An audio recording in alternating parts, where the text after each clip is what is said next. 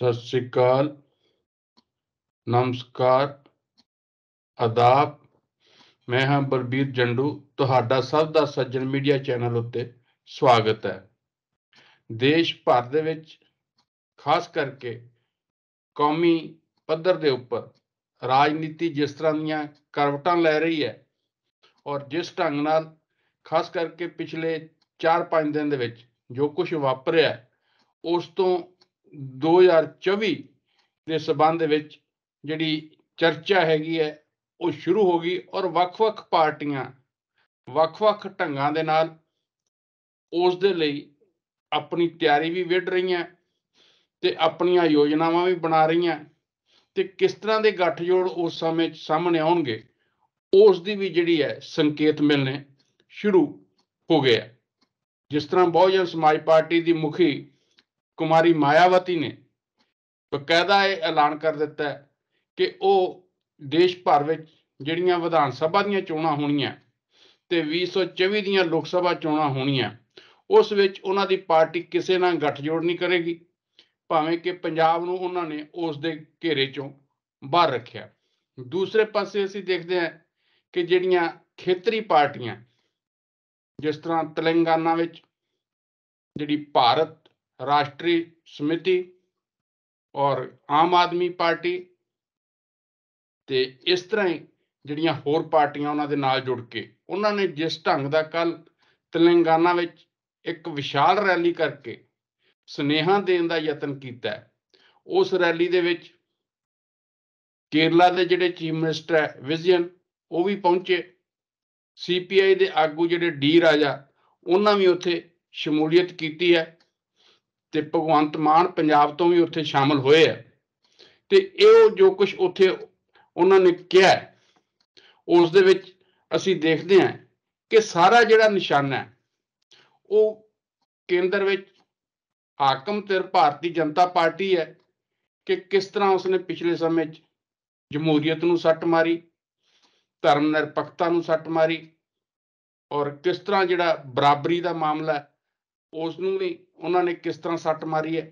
ਉਹ ਸਾਰੀਆਂ ਜਿਹੜੀਆਂ ਉਹਨਾਂ ਨੇ ਸੰਵਿਧਾਨ ਦੇ ਵਿੱਚ ਸਾਡੇ ਵਿਵਸਥਾਵਾਂ ਕੀਤੀਆਂ ਉਹਨਾਂ ਨੂੰ ਲੈ ਕੇ ਤੇ ਖਾਸ ਕਰਕੇ ਜਿਹੜੇ ਉੱਥੇ ਬੁਲਾਰੇ ਬੋਲੇ ਆ ਜਿਨ੍ਹਾਂ ਵਿੱਚ ਸਮਾਜਵਾਦੀ ਪਾਰਟੀ ਦੇ ਜਿਹੜੇ ਮੁਖੀ ਨੇ ਅਖਿਲੇਸ਼ ਯਾਦਵ, ਉਹਨਾਂ ਨੇ ਤਾਂ ਖਾਸ ਕਰਕੇ ਫੈਡਰਲਿਜ਼ਮ ਨੂੰ ਜਿਹੜਾ ਨਿਸ਼ਾਨੇ ਤੇ ਲੈ ਕੇ ਕਿ ਕਿਸ ਤਰ੍ਹਾਂ ਇਸ ਹਾਕਮ ਧਿਰ ਨੇ ਉਸ ਨੂੰ ਖਤਮ ਕਰਨ ਦਾ ਯਤਨ ਕੀਤਾ ਕਿ ਕਿਸ ਤਰ੍ਹਾਂ ਰਾਜਪਾਲ ਜਿਹੜੇ ਆ ਉਹ ਸਰਗਰਮ ਰਾਜਸੀ ਭੂਮਿਕਾ ਵੱਖ-ਵੱਖ ਰਾਜਾਂ ਦੇ ਵਿੱਚ ਨਿਭਾ ਰਿਹਾ ਤੇ ਜਿਹੜੇ ਚੁਣੇ ਹੋਏ CM ਹੈ ਉਹਨਾਂ ਨੂੰ ਕਿਸ ਤਰ੍ਹਾਂ ਉਹਨਾਂ ਦੇ ਕੰਮਾਂ ਵਿੱਚ ਅੜਿੱਕੇ ਡਾਏ ਜਾ ਰਹੇ। ਸੋ ਇਹ ਸਾਰੀ ਜਿਹੜੀ ਸਥਿਤੀ ਉੱਥੇ ਉੱਗਰ ਕੇ ਸਾਹਮਣੇ ਆਈ ਹੈ ਉਸ ਦੇ ਵਿੱਚ ਸਾਫ਼ ਨਜ਼ਰ ਆਉਂਦਾ ਹੈ ਕਿ ਵਿਰੋਧੀ ਧਿਰਾਂ ਦੇ ਵਿੱਚ ਜਿਹੜੀਆਂ ਪਾਰਟੀਆਂ ਚਾਹੇ ਉਹ ਖੇਤਰੀ ਪਾਰਟੀਆਂ ਚਾਹੇ ਦੂਸਰੇ ਪਾਸੇ ਕਾਂਗਰਸ ਵੱਲੋਂ ਇੱਕ ਜਿਹੜਾ ਗੱਠਜੋੜ ਕਾਇਮ ਕੀਤਾ ਜਾ ਰਿਹਾ। ਜਿਸ ਤਰ੍ਹਾਂ ਭਾਰਤ ਜੋੜੋ ਯਾਤਰਾ ਤੋਂ ਬਾਅਦ ਰਾਹੁਲ ਗਾਂਧੀ ਦਾ ਰਾਜਸੀ ਰੁਤਬਾ ਵੀ ਬਹੁਤ ਵਧਿਆ, ਰਾਜਸੀ ਕੱਦ ਵੀ ਬਹੁਤ ਉੱਚਾ ਹੋਇਆ ਤੇ ਉਹ ਸਾਰੀ ਸਥਿਤੀ ਦੇ ਵਿੱਚ ਬਿਹਾਰ ਤੇ ਜਿਹੜੇ ਜਨਤਾ ਦਲ ਯੂ, ਰਾਸ਼ਟਰੀ ਜਨਤਾ ਦਲ, NCP, ਸ਼ਿਵ ਸੈਨਾ ਤੇ ਇਸ ਤਰ੍ਹਾਂ ਹੀ ਖੱਬੀਆਂ ਪਾਰਟੀਆਂ ਵੱਲੋਂ ਜਿਸ ਢੰਗ ਦੇ ਨਾਲ ਕਾਂਗਰਸ ਦੇ ਨਾਲ ਜੁੜਨ ਦੀ ਗੱਲ ਕੀਤੀ ਜਾ ਰਹੀ ਹੈ ਉਸ ਤੋਂ ਇਹ ਇੱਕ ਦ੍ਰਿਸ਼ ਜਿਹੜਾ ਹੈ ਜਿਸ ਤਰ੍ਹਾਂ ਦਾ ਬਣ ਰਿਹਾ, ਇੱਕ ਪਾਸੇ ਕਾਂਗਰਸ ਦੀ ਅਗਵਾਈ 'ਚ, ਇੱਕ ਪਾਸੇ ਜਿਹੜਾ ਕੱਲ ਜਿਹੜਾ ਤੇਲੰਗਾਨਾ 'ਚ ਜਿਸ ਢੰਗ ਨਾਲ ਉੱਥੇ ਲਾਮਬੰਦੀ ਹੋਈ ਹੈ ਜਿਹੜੀ ਖੇਤਰੀ ਪਾਰਟੀਆਂ ਦੀ, ਤੇ ਤੀਸਰੇ ਪਾਸੇ ਜਿਹੜਾ ਬਹੁਜਨ ਸਮਾਜ ਪਾਰਟੀ। ਤਾਂ ਨਾਲ ਦੀ ਨਾਲ ਅਸੀਂ ਦੇਖਦੇ ਹਾਂ ਕਿ ਭਾਰਤੀ ਜਨਤਾ ਪਾਰਟੀ ਨੇ ਵੀ ਆਪਣੀ ਜਿਹੜੀ ਕੌਮੀ ਕਾਰਜਕਾਰਨੀ ਦੀ ਮੀਟਿੰਗ ਕਰਕੇ ਬਕਾਇਦਾ ਪ੍ਰਧਾਨ ਮੰਤਰੀ ਨਰਿੰਦਰ ਮੋਦੀ ਉਹਨਾਂ ਵੀ ਐਲਾਨ ਕਰਤਾ ਕਿ ਉਹਨਾਂ ਦੇ 400 ਦਿਨ ਹੀ ਜਿਹੜੇ ਰਹਿ ਗਏ ਉਸ ਤੋਂ ਬਾਅਦ ਚੋਣਾਂ ਆਉਣਗੀਆਂ ਤੇ ਉਹਦੇ ਲਈ ਸਾਰੀ ਆਪਣੀ ਪਾਰਟੀ ਨੂੰ ਤਿਆਰ ਕਰਨ ਦੇ ਲਈ ਉਹਨਾਂ ਨੇ ਗੱਲਬਾਤ ਕੀਤੀ ਹੈ। ਇਹ ਸਾਰੀ ਜਿਹੜੀ ਸਥਿਤੀ ਬਣੀ ਹੈ ਦੇਸ਼ ਦੇ ਅੰਦਰ ਉਸ ਦੇ ਉੱਤੇ ਅਸੀਂ ਚਰਚਾ ਕਰਾਂਗੇ। ਇਸ ਚਰਚਾ ਦੇ ਲਈ ਸਾਡੇ ਨਾਲ ਜੁੜੇ ਨੇ ਸੀਨੀਅਰ ਪੱਤਰਕਾਰ ਸਰਦਾਰ ਹਮੀਰ ਸਿੰਘ, ਜਿਨ੍ਹਾਂ ਦਾ ਖਾਸ ਕਰਕੇ ਰਾਜਨੀਤੀ ਨੂੰ ਦੇਖਣ ਦਾ ਇੱਕ ਆਪਣਾ ਨਜ਼ਰੀਆ ਤੇ ਉਹ ਬੜੀ ਡੂੰਘਾਈ ਨਾਲ ਜੋ ਵੀ ਰਾਜਸੀ ਘਟਨਾਵਾਂ ਚਾਹੇ ਉਹ ਪੰਜਾਬ ਦੇ ਵਿੱਚ ਵਾਪਰ ਰਹੀਆਂ ਹੋਣ ਚਾਹੇ ਕੌਮੀ ਪੱਧਰ ਤੇ ਵਾਪਰ ਰਹੀਆਂ ਹੋਣ ਉਹਨਾਂ ਨੂੰ ਰਿਪੋਰਟ ਵੀ ਕੀਤਾ ਔਰ ਖਾਸ ਕਰਕੇ ਉਹ ਜਿਹੜੇ ਉੱਗੇ ਰਾਜਨੀਤਿਕ ਟਿੱਪਣੀਕਾਰ ਵੀ ਨੇ, ਤੇ ਅਸੀਂ ਉਹਨਾਂ ਤੋਂ ਇਹ ਜਾਣਨਾ ਚਾਹਾਂਗੇ ਕਿ ਇਹ ਜਿਹੜਾ ਕੌਮੀ ਪੱਧਰ ਤੇ ਜਿਹੜਾ ਦ੍ਰਿਸ਼ ਉੱਭਰ ਕੇ ਸਾਹਮਣੇ ਆ ਰਿਹਾ 2024 ਦੇ ਲਈ, ਤੇ ਖਾਸ ਕਰਕੇ ਜਿਹੜੀਆਂ ਹੁਣ ਵਿਧਾਨ ਸਭਾ ਚੋਣਾਂ ਹੋਣ ਜਾ ਰਹੀਆਂ ਉਹਨਾਂ ਦੇ ਲਈ, ਉਹ ਇਸ ਨੂੰ ਕਿਸ ਤਰ੍ਹਾਂ ਦੇਖਦੇ ਆ ਤੇ ਉਹ ਇਸ ਦੇ ਕੀ ਅਰਥ ਲੈਂਦੇ ਆ। ਹਰਮੀਤ ਸਿੰਘ ਜੀ, ਸਵਾਗਤ ਹੈ ਪ੍ਰੋਗਰਾਮ 'ਚ। ਸ਼ੁਕਰੀਆ ਜੀ, ਜਨੂ ਸਾਹਿਬ, ਸ਼ੁਕਰੀਆ। ਅਮੀਰ ਜੀ, ਜਿਸ ਤਰ੍ਹਾਂ ਅਸੀਂ ਦੇਖਿਆ ਸਾਰਾ ਇਹ ਦ੍ਰਿਸ਼ ਬਣਿਆ, ਇਸ ਨੂੰ ਤੁਸੀਂ ਕਿਸ ਤਰ੍ਹਾਂ ਲੈਂਦੇ ਹੋ ਕਿ ਕੀ ਜਿਹੜੀਆਂ ਵਿਰੋਧੀ ਧਿਰਾਂ 'ਚ ਜਿਸ ਤਰ੍ਹਾਂ ਲੱਗਦਾ ਸੀਗਾ ਇਹ ਗੱਲ ਪਹਿਲਾਂ ਆ ਵੀ ਰਹੀ ਸੀ ਕਿ ਜੇ ਸਾਰੀ ਵਿਰੋਧੀ ਧਿਰ ਇਕੱਠੀ ਨਹੀਂ ਹੁੰਦੀ ਤਾਂ ਭਾਰਤੀ ਜਨਤਾ ਪਾਰਟੀ ਨੂੰ ਜਾਂ ਨਰਿੰਦਰ ਮੋਦੀ ਨੂੰ ਹਰਾਉਣਾ ਔਖਾ ਹੈ ਤੇ 2024 ਦੀਆਂ ਚੋਣਾਂ ਵਿੱਚ ਵੀ ਉਹੀ ਜਿੱਤ ਕੇ ਆਉਣਗੇ। ਪਰ ਹੁਣ ਸਾਰੀ ਜਿਹੜੀ ਭਾਰਤ ਜੋੜੋ ਯਾਤਰਾ ਤੋਂ ਬਾਅਦ परिस्थितियां बनिया देश के अंदर, उस दे विच एक वक्री तरह की तस्वीर उभर के सामने आ रही है और उहदे विच लगदा है कि खेतरी पार्टियां अपनी खेमेबंदी कर रही हैं ते नैशनल पद्धर ते कांग्रेस की अगवाई च जिस तरह की खेमेबंदी हो रही, इस दे तुसीं की अर्थ लैंदे हो ते इस नूं किस तरह देखदे हो सारा कि की आउण वाले समय च इस दे दृश्य नूं किस तरह प्रगट होएगा? ਅਸਲ ਦੇ ਵਿੱਚ ਜਿਹੜਾ ਪਿਛਲੇ ਲੰਮੇ ਸਮੇਂ ਤੋਂ ਖਾਸ ਤੌਰ ਤੇ 2014 ਤੋਂ ਬਾਅਦ ਜਿਸ ਤਰੀਕੇ ਦੇ ਨਾਲ ਤਾਕਤ ਕੇਂਦਰੀਕਰਨ ਕੀਤੀ ਹੈ ਬੀਜੇਪੀ ਨੇ, ਔਰ ਜਿਸ ਤਰੀਕੇ ਨਾਲ ਈਡੀ, ਸੀਬੀਆਈ ਜਾਂ ਹੋਰ ਏਜੰਸੀਆਂ ਦੀ ਵਰਤੋਂ ਕੀਤੀ ਹੈ ਜਾਂ ਦੁਰਵਰਤੋਂ ਕਹੋ ਕੀਤੀ ਹੈ ਵੱਖ-ਵੱਖ ਆਪਣੇ ਪੋਲੀਟੀਕਲ ਵਿਰੋਧੀਆਂ ਨਾਲ ਵੀ, ਮਤਲਬ ਐ ਨਹੀਂ ਕਿ ਪਹਿਲਾਂ ਬਿਲਕੁਲ ਨਹੀਂ ਹੁੰਦਾ ਸੀ, ਹੁੰਦਾ ਪਹਿਲਾਂ ਵੀ ਸੀ, ਪਰ ਹੁਣ ਤਾਂ ਜਿਵੇਂ ਇਸੇ ਤੇ ਡੇਰਾ ਹੋ ਗਿਆ ਕਿ ਹਰ ਲੀਡਰ ਨੂੰ ਈਡੀ ਬੁਲਾ ਕੇ ਕਹਿੰਦੀ ਹੈ ਸੀਬੀਆਈ। ਇੱਕ ਡਰ ਤੇ ਸਹਿਮ ਦਾ ਵਾਤਾਵਰਨ ਸੀ ਪੂਰੇ ਦੇਸ਼ ਦੇ ਵਿੱਚ। ਕਾਫੀ ਲੰਮਾ ਸਮਾਂ ਐਂ ਜੇ ਲੱਗਣ ਲੱਗ ਗਿਆ ਸੀਗਾ ਕਿ ਹੁਣ ਕੋਈ ਤੋੜ ਨਹੀਂ ਹੈ, ਹੁਣ ਤਾਂ ਬਾਕੀ ਬਸ ਭਾਣਾ ਮੰਨ ਗਏ ਨੇ ਤੇ ਬਾਕੀ ਬੈਠੇ ਹੋਏ ਨੇ ਤੇ ਕੋਈ ਗੱਲ ਸ਼ਾਇਦ ਨਹੀਂ ਹੋ ਰਹੀ। ਔਰ ਚਲਦੇ ਚਲਦੇ ਸਭ ਨੂੰ ਇਹ ਮਹਿਸੂਸ ਵੀ ਜ਼ਰੂਰ ਹੋ ਰਿਹਾ ਹੋਣਾ ਇਸੇ ਕਰਕੇ, ਕਿਉਂਕਿ ਤੁਸੀਂ ਦੇਖੋ ਕਿ ਕਿੰਨੀਆਂ ਘਟਨਾਵਾਂ ਵਾਪਰੀਆਂ ਨੇ। ਆਪੋਜੀਸ਼ਨ ਪਾਰਟੀਆਂ ਸਟੈਂਡ ਲੈਣੋਂ ਹੀ ਹਟ ਗਈਆਂ ਸੀ ਇੱਕ ਟਾਈਪ ਦਾ, ਚਾਹੇ ਉਹ ਰਾਮ ਮੰਦਿਰ ਦੇ ਕੁਐਸਚਨ ਹੋਣ, ਚਾਹੇ ਉਹ ਜੰਮੂ ਕਸ਼ਮੀਰ ਦੀ ਬਿਲਕੁਲ ਡਿਊਟੀ 'ਚ ਟਰਨ ਕਰ ਦਿੱਤਾ ਹੋਵੇ, ਕਿਉਂਕਿ ਇੱਕ ਬਾਈਨਰੀ ਕ੍ਰੀਏਟ ਕਰਤੀ ਬੀਜੇਪੀ ਨੇ ਜਿਹੜੀ ਹਿੰਦੂਤਵ ਦੀ, ਹਿੰਦੂ ਪ੍ਰਾਈਡ ਦੀ, ਕਿ ਤੁਹਾਡਾ ਰਾਜ ਹੈ, ਚਾਹੇ ਉਹ ਬੰਦੇ ਬੇਰੁਜ਼ਗਾਰ ਹੋਣ, ਚਾਹੇ ਭੁੱਖਮਰੀ ਦਾ ਸ਼ਿਕਾਰ ਹੋਣ, ਜੋ ਮਰਜ਼ੀ ਹੋਣ, ਇੱਕ ਜਚਾ ਦਿੱਤਾ ਗਿਆ ਔਰ ਸਕਸੈਸਫੁਲੀ ਵੋਟ 'ਚ ਕਨਵਰਟ ਕਰਨ ਦੀ ਉਹਨਾਂ ਨੇ ਇੱਕ ਤਜਰਬਾ ਕੀਤਾ। ਉਹਦੇ ਤੋਂ ਡਰ ਕੇ ਹੀ ਸਾਰੀਆਂ ਜਿਹੜੀਆਂ ਡਿਫਰੈਂਟ ਪਾਰਟੀਆਂ ਸੀ ਉਹਨਾਂ ਨੂੰ ਲੱਗਦਾ ਸੀ ਸਾਡਾ ਵੋਟ ਨਾ ਚਲਾ ਜਾਏ ਕਿਤੇ, ਜੇ ਵੋਟ ਚਲਾ ਜਾਊਗਾ ਤਾਂ ਬਿਲਕੁਲ ਫਿਰ ਅਸੀਂ ਹਾਰ ਜਾਾਂਗੇ। ਪਰ ਜਦ ਦਾ ਉਹਨਾਂ ਨੂੰ ਲੱਗਣ ਲੱਗਿਆ ਵੀ ਹਾਰ ਤਾਂ ਫਿਰ ਵੀ ਰਿਹਾ, ਉਹ ਵੋਟ ਤੁਹਾਡੇ ਕੋਲ ਫਿਰ ਵੀ ਨਹੀਂ ਆ ਰਿਹਾ। ਜਿਵੇਂ ਯੂਪੀ ਦੀ ਬੜੀ ਵੱਡੀ ਮਿਸਾਲ ਸੀ ਅਖਿਲੇਸ਼ ਯਾਦਵ, ਲੱਗਦਾ ਸੀ ਕਿ ਐਤਕੀ ਉਹਨਾਂ ਦਾ ਸ਼ਾਇਦ ਆ ਜੇ ਨੰਬਰ ਲੱਗ ਜੇ, ਔਰ ਈਵਨ ਮੀਡੀਆ ਵੀ ਬਾਕੀ ਵੀ ਇਹ ਕਹਿ ਰਹੇ ਸੀ ਵੀ ਹੁਣ ਇਸ ਵਾਰ ਤਾਂ ਬਹੁਤ ਜ਼ਿਆਦਾ ਸਟਰੋਂਗ ਹੈ, ਕਿਉਂਕਿ ਕਿਸਾਨ ਅੰਦੋਲਨ ਵੀ ਸੀ ਉਹਨਾਂ ਦਿਨਾਂ ਦੇ ਵਿੱਚ, ਕਿਸਾਨ ਅੰਦੋਲਨ ਦਾ ਵੀ ਆਪਣਾ ਇੱਕ ਬੜਾ ਇੰਪੈਕਟ ਸੀ, ਹੋਰ ਸਾਰੀਆਂ ਗੱਲਾਂ ਸੀ। ਔਰ ਡਿਫਰੈਂਟ ਲੈਵਲ ਤੇ ਬੀਜੇਪੀ ਨੇ ਸਰਕਾਰਾਂ ਤੋੜ ਕੇ ਵੀ ਆਪਣੀਆਂ ਬਣਾਈਆਂ ਨੇ, ਜਿਵੇਂ ਹੁਣ ਮਹਾਰਾਸ਼ਟਰ ਦੀ ਵੀ ਤੋੜਤੀ, ਮੱਧ ਪ੍ਰਦੇਸ਼ ਦੀ ਵੀ ਤੋੜਤੀ, ਅਰੁਣਾਚਲ ਚ, ਗੋਆ ਚ। ਅਮੀਤ ਸਿੰਘ, ਇਹਦੇ ਚ ਮੈਂ ਐਡ ਕਰਦਾ, ਅੱਜ ਖੜਗੇ ਉਹਨਾਂ ਨੇ ਜਿਹੜੀ ਪਠਾਨਕੋਟ ਰੈਲੀ ਆ ਉਹਦੇ ਚ ਬੋਲਦਿਆਂ ਉਹਨਾਂ ਨੇ ਇਹ ਗੱਲ ਕਹੀ ਹੈ ਕਿ 6 ਸਾਡੀਆਂ ਸਰਕਾਰਾਂ ਚੋਰੀ ਕਰਕੇ ਭਾਰਤੀ ਜਨਤਾ ਪਾਰਟੀ ਨੇ ਬਣਾਈਆਂ। ਹਾਂ, ਨਹੀਂ ਉਹ ਬਣਾਈਆਂ ਨੇ, ਔਰ ਨਾਲ ਇਹਨਾਂ ਨੇ ਹੁਣ ਅੱਜ ਕੱਲ ਉਹ ਵੀ ਲਾਉਣਾ ਛੱਡਤਾ। ਅੱਗੇ ਤਾਂ ਸੀਗਾ ਨਾ 356 ਦੀ ਵਰਤਦੇ ਸੀ ਸੰਵਿਧਾਨ ਦੀ ਧਾਰਾ ਪਾਰਟੀਆਂ ਤੋੜਨ ਦੇ ਲਈ, ਹੁਣ ਤਾਂ ਉਹ ਤਰੀਕਾ ਹੀ ਨਹੀਂ। ਹੁਣ ਤਾਂ ਉਹਨਾਂ ਦੇ ਵਿੱਚੋਂ ਬੰਦੇ ਲਓ, ਖਰੀਦੋ ਜਾਂ ਡਰਾਓ ਜਾਂ ਜੋ ਮਰਜ਼ੀ ਕਰੋ, ਓਡਾ ਇੱਕ ਗਰੁੱਪ ਤੋੜ ਲਓ ਤੇ ਤੁਸੀਂ ਆਪਣੀ ਸਰਕਾਰ ਬਣਾ ਲਓ, ਬਸ ਉਹ ਤਰੀਕਾ ਸਟਾਰਟ ਹੋ ਗਿਆ। ਪਰ ਚਲਦੇ ਚਲਦੇ ਮੇਰੇ ਖਿਆਲ ਸਾਰੀਆਂ ਧਿਰਾਂ ਹੁਣ ਮਹਿਸੂਸ ਕਰਨ ਲੱਗ ਗਈਆਂ ਨੇ ਵੀ ਐ ਤਾਂ ਕੰਮ ਨਹੀਂ ਚੱਲਣਾ, ਕੁਝ ਤਾਂ ਕਰਨਾ ਹੀ ਪਏਗਾ। ਔਰ ਤੁਸੀਂ ਦੇਖੋਗੇ ਕਿ ਕਿਸਾਨ ਅੰਦੋਲਨ ਨੇ, ਮੈਨੂੰ ਲੱਗਦਾ ਇਹਨਾਂ ਸਾਰੀਆਂ ਧਿਰਾਂ ਨੂੰ ਇੱਕ ਹੌਸਲਾ ਦਿੱਤਾ ਹੈ, ਕਿਉਂਕਿ ਨਰਿੰਦਰ ਮੋਦੀ ਪਿੱਛੇ ਹਟਣ ਲਈ ਮਜਬੂਰ ਹੋਏ ਐਡੇ ਵੱਡੇ ਅੰਦੋਲਨ ਤੋਂ ਬਾਅਦ। ਉਹਦੇ ਤੋਂ ਬਾਅਦ ਫਿਰ ਇੱਕ ਮੌਕਾ ਆਇਆ ਸੀ ਜਦੋਂ ਪੱਛਮੀ ਬੰਗਾਲ ਦੇ ਵਿੱਚ ਮਮਤਾ ਬੈਨਰਜੀ ਨੇ ਹਰਾਇਆ, ਉਹ ਜਿਹੜਾ ਜੇਤੂ ਰਾਥਲ ਜਿਹੜਾ ਰੋਕਿਆ ਨਾ ਇੱਕ ਵਾਰ, ਉਦੋਂ ਇਹ ਚਰਚਾ ਵੀ ਸਟਾਰਟ ਹੋ ਗਈ ਸੀ ਵੀ ਮਮਤਾ ਬੈਨਰਜੀ ਕੈਂਡੀਡੇਟ ਹੋ ਸਕਦੇ ਨੇ ਅੱਗੇ ਪ੍ਰਾਈਮ ਮਿਨਿਸਟਰ ਦੇ, ਉਹ ਬੰਗਾਲ ਚੋਂ ਨਿਕਲਣ ਬਾਹਰ, ਸ਼ਾਇਦ ਬਾਕੀ ਤਰ੍ਹਾਂ ਉਹਦੇ ਨਾਲ ਹੋ ਜਾਣ। ਮਮਤਾ ਪ੍ਰਸ਼ਾਂਤ ਕਿਸ਼ੋਰ ਨੂੰ ਵੀ ਨਾਲ ਲੈ ਕੇ ਉਦੋਂ ਇਸ ਗੱਲ ਲਈ ਚੱਲ ਪਏ ਸੀ, ਇੱਕ ਵਾਰ ਚੱਲ ਪਏ ਸੀ, ਤੇ ਪਰ ਫਿਰ ਨਾਲ ਨਾਲ ਇਹ ਲੱਗ ਰਿਹਾ ਸੀਗਾ ਕਿ ਨਹੀਂ, ਅਸਲ ਦੇ ਵਿੱਚ ਮੁਸ਼ਕਲ ਕੰਮ ਹੈ। ਉਹਦੀਆਂ ਆਪਣੀਆਂ ਵੀ ਸੀਮਤਾਈਆਂ ਨੇ ਮਮਤਾ ਵਿੱਚ, ਜਿੱਥੇ ਉਹ ਦਲੇਰ ਹੈ, ਲੜਦੀ ਹੈ, ਬਾਕੀ ਚੀਜ਼ਾਂ ਨੇ, ਪਰ ਸੀਮਤਾਈਆਂ ਵੀ ਹੁੰਦੀਆਂ ਨੇ। ਇਹਦੇ ਨਾਲ ਇੱਕ ਪ੍ਰੋਸੈਸ ਸਟਾਰਟ ਇਹ ਜ਼ਰੂਰ ਹੋ ਗਿਆ, ਜਿਵੇਂ ਇੱਕ ਮਮਤਾ ਜਿੱਤ ਗਈ ਤੇ ਦੂਜਾ ਬੀਜੇਪੀ ਨੂੰ ਡਿਚ ਕੀਤਾ ਫਿਰ ਆ ਕੇ ਇੱਕ ਵਾਰ ਬਿਹਾਰ ਨੇ ਮੁੜ ਕੇ ਦੁਬਾਰਾ ਨਿਤੀਸ਼ ਕੁਮਾਰ ਦਾ ਉਹਨਾਂ ਦਾ ਟੁੱਟਣਾ, ਦੁਬਾਰਾ ਰਾਸ਼ਟਰੀ ਜਨਤਾ ਦਲ ਨਾਲ ਦੋਸਤੀ ਕਰਕੇ ਜਾਂ ਕਾਂਗਰਸ ਨਾਲ ਸਰਕਾਰ ਆਪਣੀ ਬਣਾਉਣਾ, ਇਹਨੇ ਵੀ ਇੱਕ ਹਲੂਣਾ ਦਿੱਤਾ ਬੀਜੇਪੀ ਨੂੰ। ਲੱਗਿਆ ਵੀ ਐਵੇਂ ਵੀ ਹੋ ਸਕਦਾ, ਕੱਲਾ ਇਹ ਨਹੀਂ ਵੀ ਅਸੀਂ ਉਹ ਸਰਕਾਰਾਂ ਤੋੜ ਕੇ ਬਣਾਉਂਦੇ ਜਾਈਏ, ਪਰ ਜੇ ਆਪੋਜੀਸ਼ਨ ਵੀ ਉਹ ਪੱਤਾ ਉਸ ਟਾਈਮ ਨਾਲ ਖੇਡਣ ਲੱਗ ਜੇ ਤਾਂ ਉਧਰ ਚੱਲ ਜਾ ਸਕਦੀ ਹੈ। ਜੀ ਇਸੇ ਸਮੇਂ ਦੌਰਾਨ ਮਮਤਾ ਬੈਨਰਜੀ ਨੇ ਵੀ ਚਿੱਠੀਆਂ ਲਿਖੀਆਂ ਸੀ ਉਦੋਂ ਕਿ ਮਿਲ ਕੇ ਕੰਮ ਕਰਨਾ ਪਊ ਬੀਜੇਪੀ ਨੂੰ ਹਰਾਉਣ ਲਈ। ਜੇ ਤੁਸੀਂ ਬੰਗਾਲ ਇਲੈਕਸ਼ਨ ਦੇ ਦੌਰਾਨ ਦੀ ਗੱਲ ਕਰੋ, ਸਾਰੀਆਂ ਹਾਂਜੀ ਪਾਰਟੀਆਂ ਨੇ। ਜੀ ਜੀ ਔਰ ਇਸੇ ਤਰ੍ਹਾਂ ਇਹ ਵੀ ਜਿਹੜਾ ਤੇਲੰਗਾਨਾ ਵਾਲਾ ਚੀਫ ਮਿਨਿਸਟਰ ਹੈ ਕੇ ਚੰਦਰ ਸ਼ੇਖਰ ਰਾਓ, ਇਹ ਵੀ ਕਈ ਜਗ੍ਹਾ ਦਿੱਲੀ ਦੇ ਲੀਡਰਾਂ ਨੂੰ ਇੱਧਰ ਉੱਧਰ ਮਮਤਾ ਸਮੇਤ ਸਭ ਨੂੰ ਮਿਲ ਕੇ ਆਇਆ ਕਿ ਸਾਨੂੰ ਅਲੱਗ ਤਰ੍ਹਾਂ ਦਾ ਇੱਕ ਗਰੁੱਪ ਬਣਾਉਣਾ ਚਾਹੀਦਾ ਜਿਹੜਾ ਗੈਰ ਕਾਂਗਰਸੀ ਹੋਵੇ, ਗੈਰ ਬੀਜੇਪੀ। ਇਹਦਾ ਸਟੈਂਡ ਸ਼ੁਰੂ ਤੋਂ ਇਹ ਜਿਹੜਾ ਰੱਖਿਆ ਹੋਇਆ ਨਾਨ ਕਾਂਗਰਸ ਨਾਨ ਬੀਜੇਪੀ। ਉਹ ਲੈਫਟ ਵਾਲਿਆਂ ਨੂੰ ਮਿਲਿਆ, ਸਾਰਿਆਂ ਨੂੰ ਮਿਲਿਆ, ਵੱਖ-ਵੱਖ ਟਾਈਪ ਦਾ।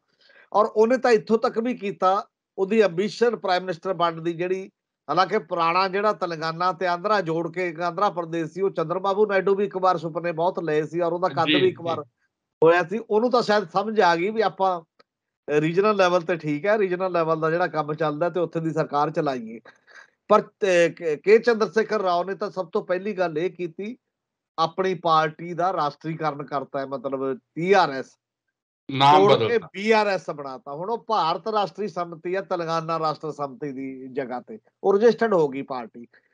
ਤੇ ਫਿਰ ਇੱਕ 3 ਦਿਨ ਦਾ ਉੱਥੇ ਮੀਟਿੰਗ ਸੱਦੀ ਸੀ ਇਦੋਂ ਪਹਿਲਾਂ ਵੀ, ਜਿਹਦੇ ਚ ਉਹਨੇ ਦੇਸ਼ ਭਰ ਤੋਂ ਕਿਸਾਨ ਆਗੂਆਂ ਨੂੰ ਸੱਦਿਆ, ਹਰ ਸਟੇਟ ਚੋਂ ਇੱਕ ਜਾਂ ਦੋ। ਹਰਿਆਣੇ ਦੇ ਵਿੱਚੋਂ ਗੁਰਨਾਮ ਸਿੰਘ ਚਡੂਨੀ, ਪੰਜਾਬ ਚੋਂ ਬਲਬੀਰ ਸਿੰਘ ਰਾਜੇਵਾਲ, ਵੱਖ-ਵੱਖ ਜਗ੍ਹਾ। ਉਹਨੇ ਕਿਹਾ ਦੇਸ਼ 'ਚ ਕੰਮ ਕਰੋ, ਇਸ ਮੁੱਦੇ ਤੇ ਆਪਾਂ 24 ਲਈ ਕੰਮ ਕਰਨਾ ਤੇ ਪੈਸੇ ਦੀ ਜਾਂ ਸਾਧਨਾਂ ਦੀ ਕੋਈ ਪ੍ਰੋਬਲਮ ਨਹੀਂ। ਉਹ ਤਾਂ ਪੰਜਾਬ ਚੋਂ ਤਾਂ ਨਹੀਂ ਕੋਈ ਐਕਟਿਵ ਹੋਇਆ, ਪਰ ਗੁਰਨਾਮ ਸਿੰਘ ਚਡੂਨੀ ਜਿਹੜੇ ਇੱਕ ਵੱਡੇ ਲੀਡਰ ਸੀ ਇਸ ਕਿਸਾਨ ਅੰਦੋਲਨ ਦੇ ਅੰਦੋਲਨ। ਉਸ ਸਮੇਂ, ਉਹ ਨੈਸ਼ਨਲ ਕਨਵੀਨਰ ਬਣ ਗਏ ਨੇ ਜੀ ਕਿਸਾਨ ਵਿੰਗ ਦੇ ਹੁਣ BRS ਦੇ, ਭਾਰਤੀ ਜੀ ਰਾਸ਼ਟਰੀ ਸੰਮਤੀ ਦੇ। ਉਹਨਾਂ ਦਾ ਦਿੱਲੀ 'ਚ ਇੱਕ ਦਫ਼ਤਰ ਵੀ ਖੋਲਤਾ ਹੈ। ਇਹਦਾ ਮਤਲਬ ਜੀ ਹਰਿਆਣੇ 'ਚ ਵੀ ਉਹ ਇੱਕ ਪੈਰਤਰਾ ਕਰਦੇ ਨੇ। ਫਿਰ ਉਸੇ ਮੀਟਿੰਗ ਦੇ ਵਿੱਚ ਆਏ ਸੀ ਜਿਹੜਾ ਦੇਵਗੌੜਾ ਸਾਹਿਬ ਦਾ ਬੇਟਾ ਇੱਕ ਜੀ ਜਨਤਾ ਦਲ ਸੈਕੂਲਰ ਜਿਹੜਾ ਜੀ ਉਹਨੇ ਬਣਾਇਆ ਹੋਇਆ ਹੈ, ਉਹ ਵੀ ਆਪਦੇ MLA ਸਮੇਤ ਉਸ 'ਚ ਸ਼ਾਮਲ ਸੀ। ਉਹ ਇਹਨਾਂ ਦੀ ਪਾਰਟੀ ਦੇ ਨਾਲ ਉਹ ਕਹਿੰਦੇ ਅਸੀਂ ਤੁਹਾਡੇ 'ਚ ਹੀ ਰਲਦੇ ਆ, ਤੁਹਾਡਾ ਸਹਿਯੋਗ ਕਰਦੇ ਆ ਆਪਸ ਦੇ ਵਿੱਚ। ਇਹ ਸਾਰੀ ਧਿਰ ਚੋਂ ਫਿਰ ਹੁਣ ਇੱਕ ਨਵਾਂ ਇਹਨਾਂ ਨੇ ਉਹ, ਔਰ ਪੰਜਾਬ ਦੇ ਵਿੱਚ ਵੀ ਇਦੋਂ ਪਹਿਲਾਂ ਇੱਕ ਗੱਲ ਜੇਕਰ ਮੇਰੇ ਯਾਦ ਹੈ ਕਿ ਉਹ ਪੰਜਾਬ ਦੇ ਜਿਹੜੇ ਸ਼ਹੀਦ ਹੋਏ ਕਿਸਾਨ ਸੀ ਕਿਸਾਨ ਅੰਦੋਲਨ 'ਚ, ਉਹਨਾਂ ਨੂੰ ਚੈੱਕ ਦੇਣ ਵੀ ਇੱਥੇ ਆਏ ਸੀ, ਜਿਹਦੇ 'ਚ ਭਗਵੰਤ ਮਾਨ ਤੇ ਕੇਜਰੀਵਾਲ ਵੀ ਸੀਗੇ। ਮਤਲਬ ਉਸ ਲੈਵਲ ਤੇ ਉਹਨਾਂ ਨੂੰ ਲੱਗ ਰਿਹਾ ਸੀ ਕਿ ਮੈਂ ਸ਼ਾਇਦ ਕਿਸਾਨਾਂ ਦੇ ਐਜ ਏ ਆਗੂ ਦੇ ਤੌਰ ਤੇ ਦੇਸ਼ ਦੇ ਵਿੱਚ ਉਭਰਾਂ। ਔਰ ਇਸੇ ਲਈ ਹੁਣ ਜਿਹੜਾ ਇੱਕ, ਚਾਹੇ ਉਹ ਮੈਡੀਕਲ ਕੈਂਪ ਸੀ, ਚਾਹੇ ਉਹ ਅੱਖਾਂ ਦਾ ਲੋਕਾਂ ਦਾ ਇੱਕ ਜਨਤਕ ਲੈਵਲ ਦਾ ਫੰਕਸ਼ਨ ਸੀ, ਪਰ ਜਦੋਂ ਵੀ ਪੋਲੀਟੀਸ਼ੀਅਨ ਇਹ ਗੱਲ ਕਰਦਾ ਕਿ ਸਭ ਨੂੰ ਸੱਦੇ ਦਿਓ ਤੇ ਕੌਣ ਕੌਣ ਆਉਂਦਾ ਮੇਰੇ ਸਟੇਜ ਤੇ ਦੇਖਣ ਨੂੰ ਦਿਖੇਗਾ, ਤਾਂ ਜਿਵੇਂ ਤੁਸੀਂ ਦੱਸਿਆ ਇਹਦੇ ਚ ਕਈ ਵੱਡੀਆਂ ਧਿਰਾਂ ਸ਼ਾਮਲ ਹੋਈਆਂ ਨੇ, ਜਿਹਦੇ ਸਭ ਤੋਂ ਵੱਡੀ ਧਿਰ ਦੇ ਤੌਰ ਤੇ ਜੇਕਰ ਜਿਹਦੇ MLA ਜ਼ਿਆਦਾ ਨੇ ਇਸ ਸਮੇਂ ਉੱਥੇ, ਅਖਿਲੇਸ਼ ਯਾਦਵ ਵੀ ਹੈ ਯੂਪੀ ਤੋਂ, ਜਿਹੜਾ ਕਿ ਰਾਹੁਲ ਗਾਂਧੀ ਦੀ ਯਾਤਰਾ ਵੇਲੇ ਵੀ ਇਹ ਟਰਾਈ ਹੋਈ ਸੀ ਕਿ ਉਹ ਆਪਸ ਚ ਮਿਲ ਲੈਣ ਤੇ ਉਹਦਾ ਸਵਾਗਤ ਕਰਦੇ, ਜਾਂ ਬਾਕੀ ਯੂਪੀ ਚੋਂ ਜਦੋਂ ਕ੍ਰਾਸ ਹੋਏ ਨੇ ਉਹਨੇ ਨਹੀਂ ਕੀਤੀ, ਇਹਦੀ ਬਜਾਏ ਉਹ ਉੱਥੇ ਗਏ ਨੇ ਮਤਲਬ ਤੇਲੰਗਾਨਾ ਦੇ ਵਿੱਚ।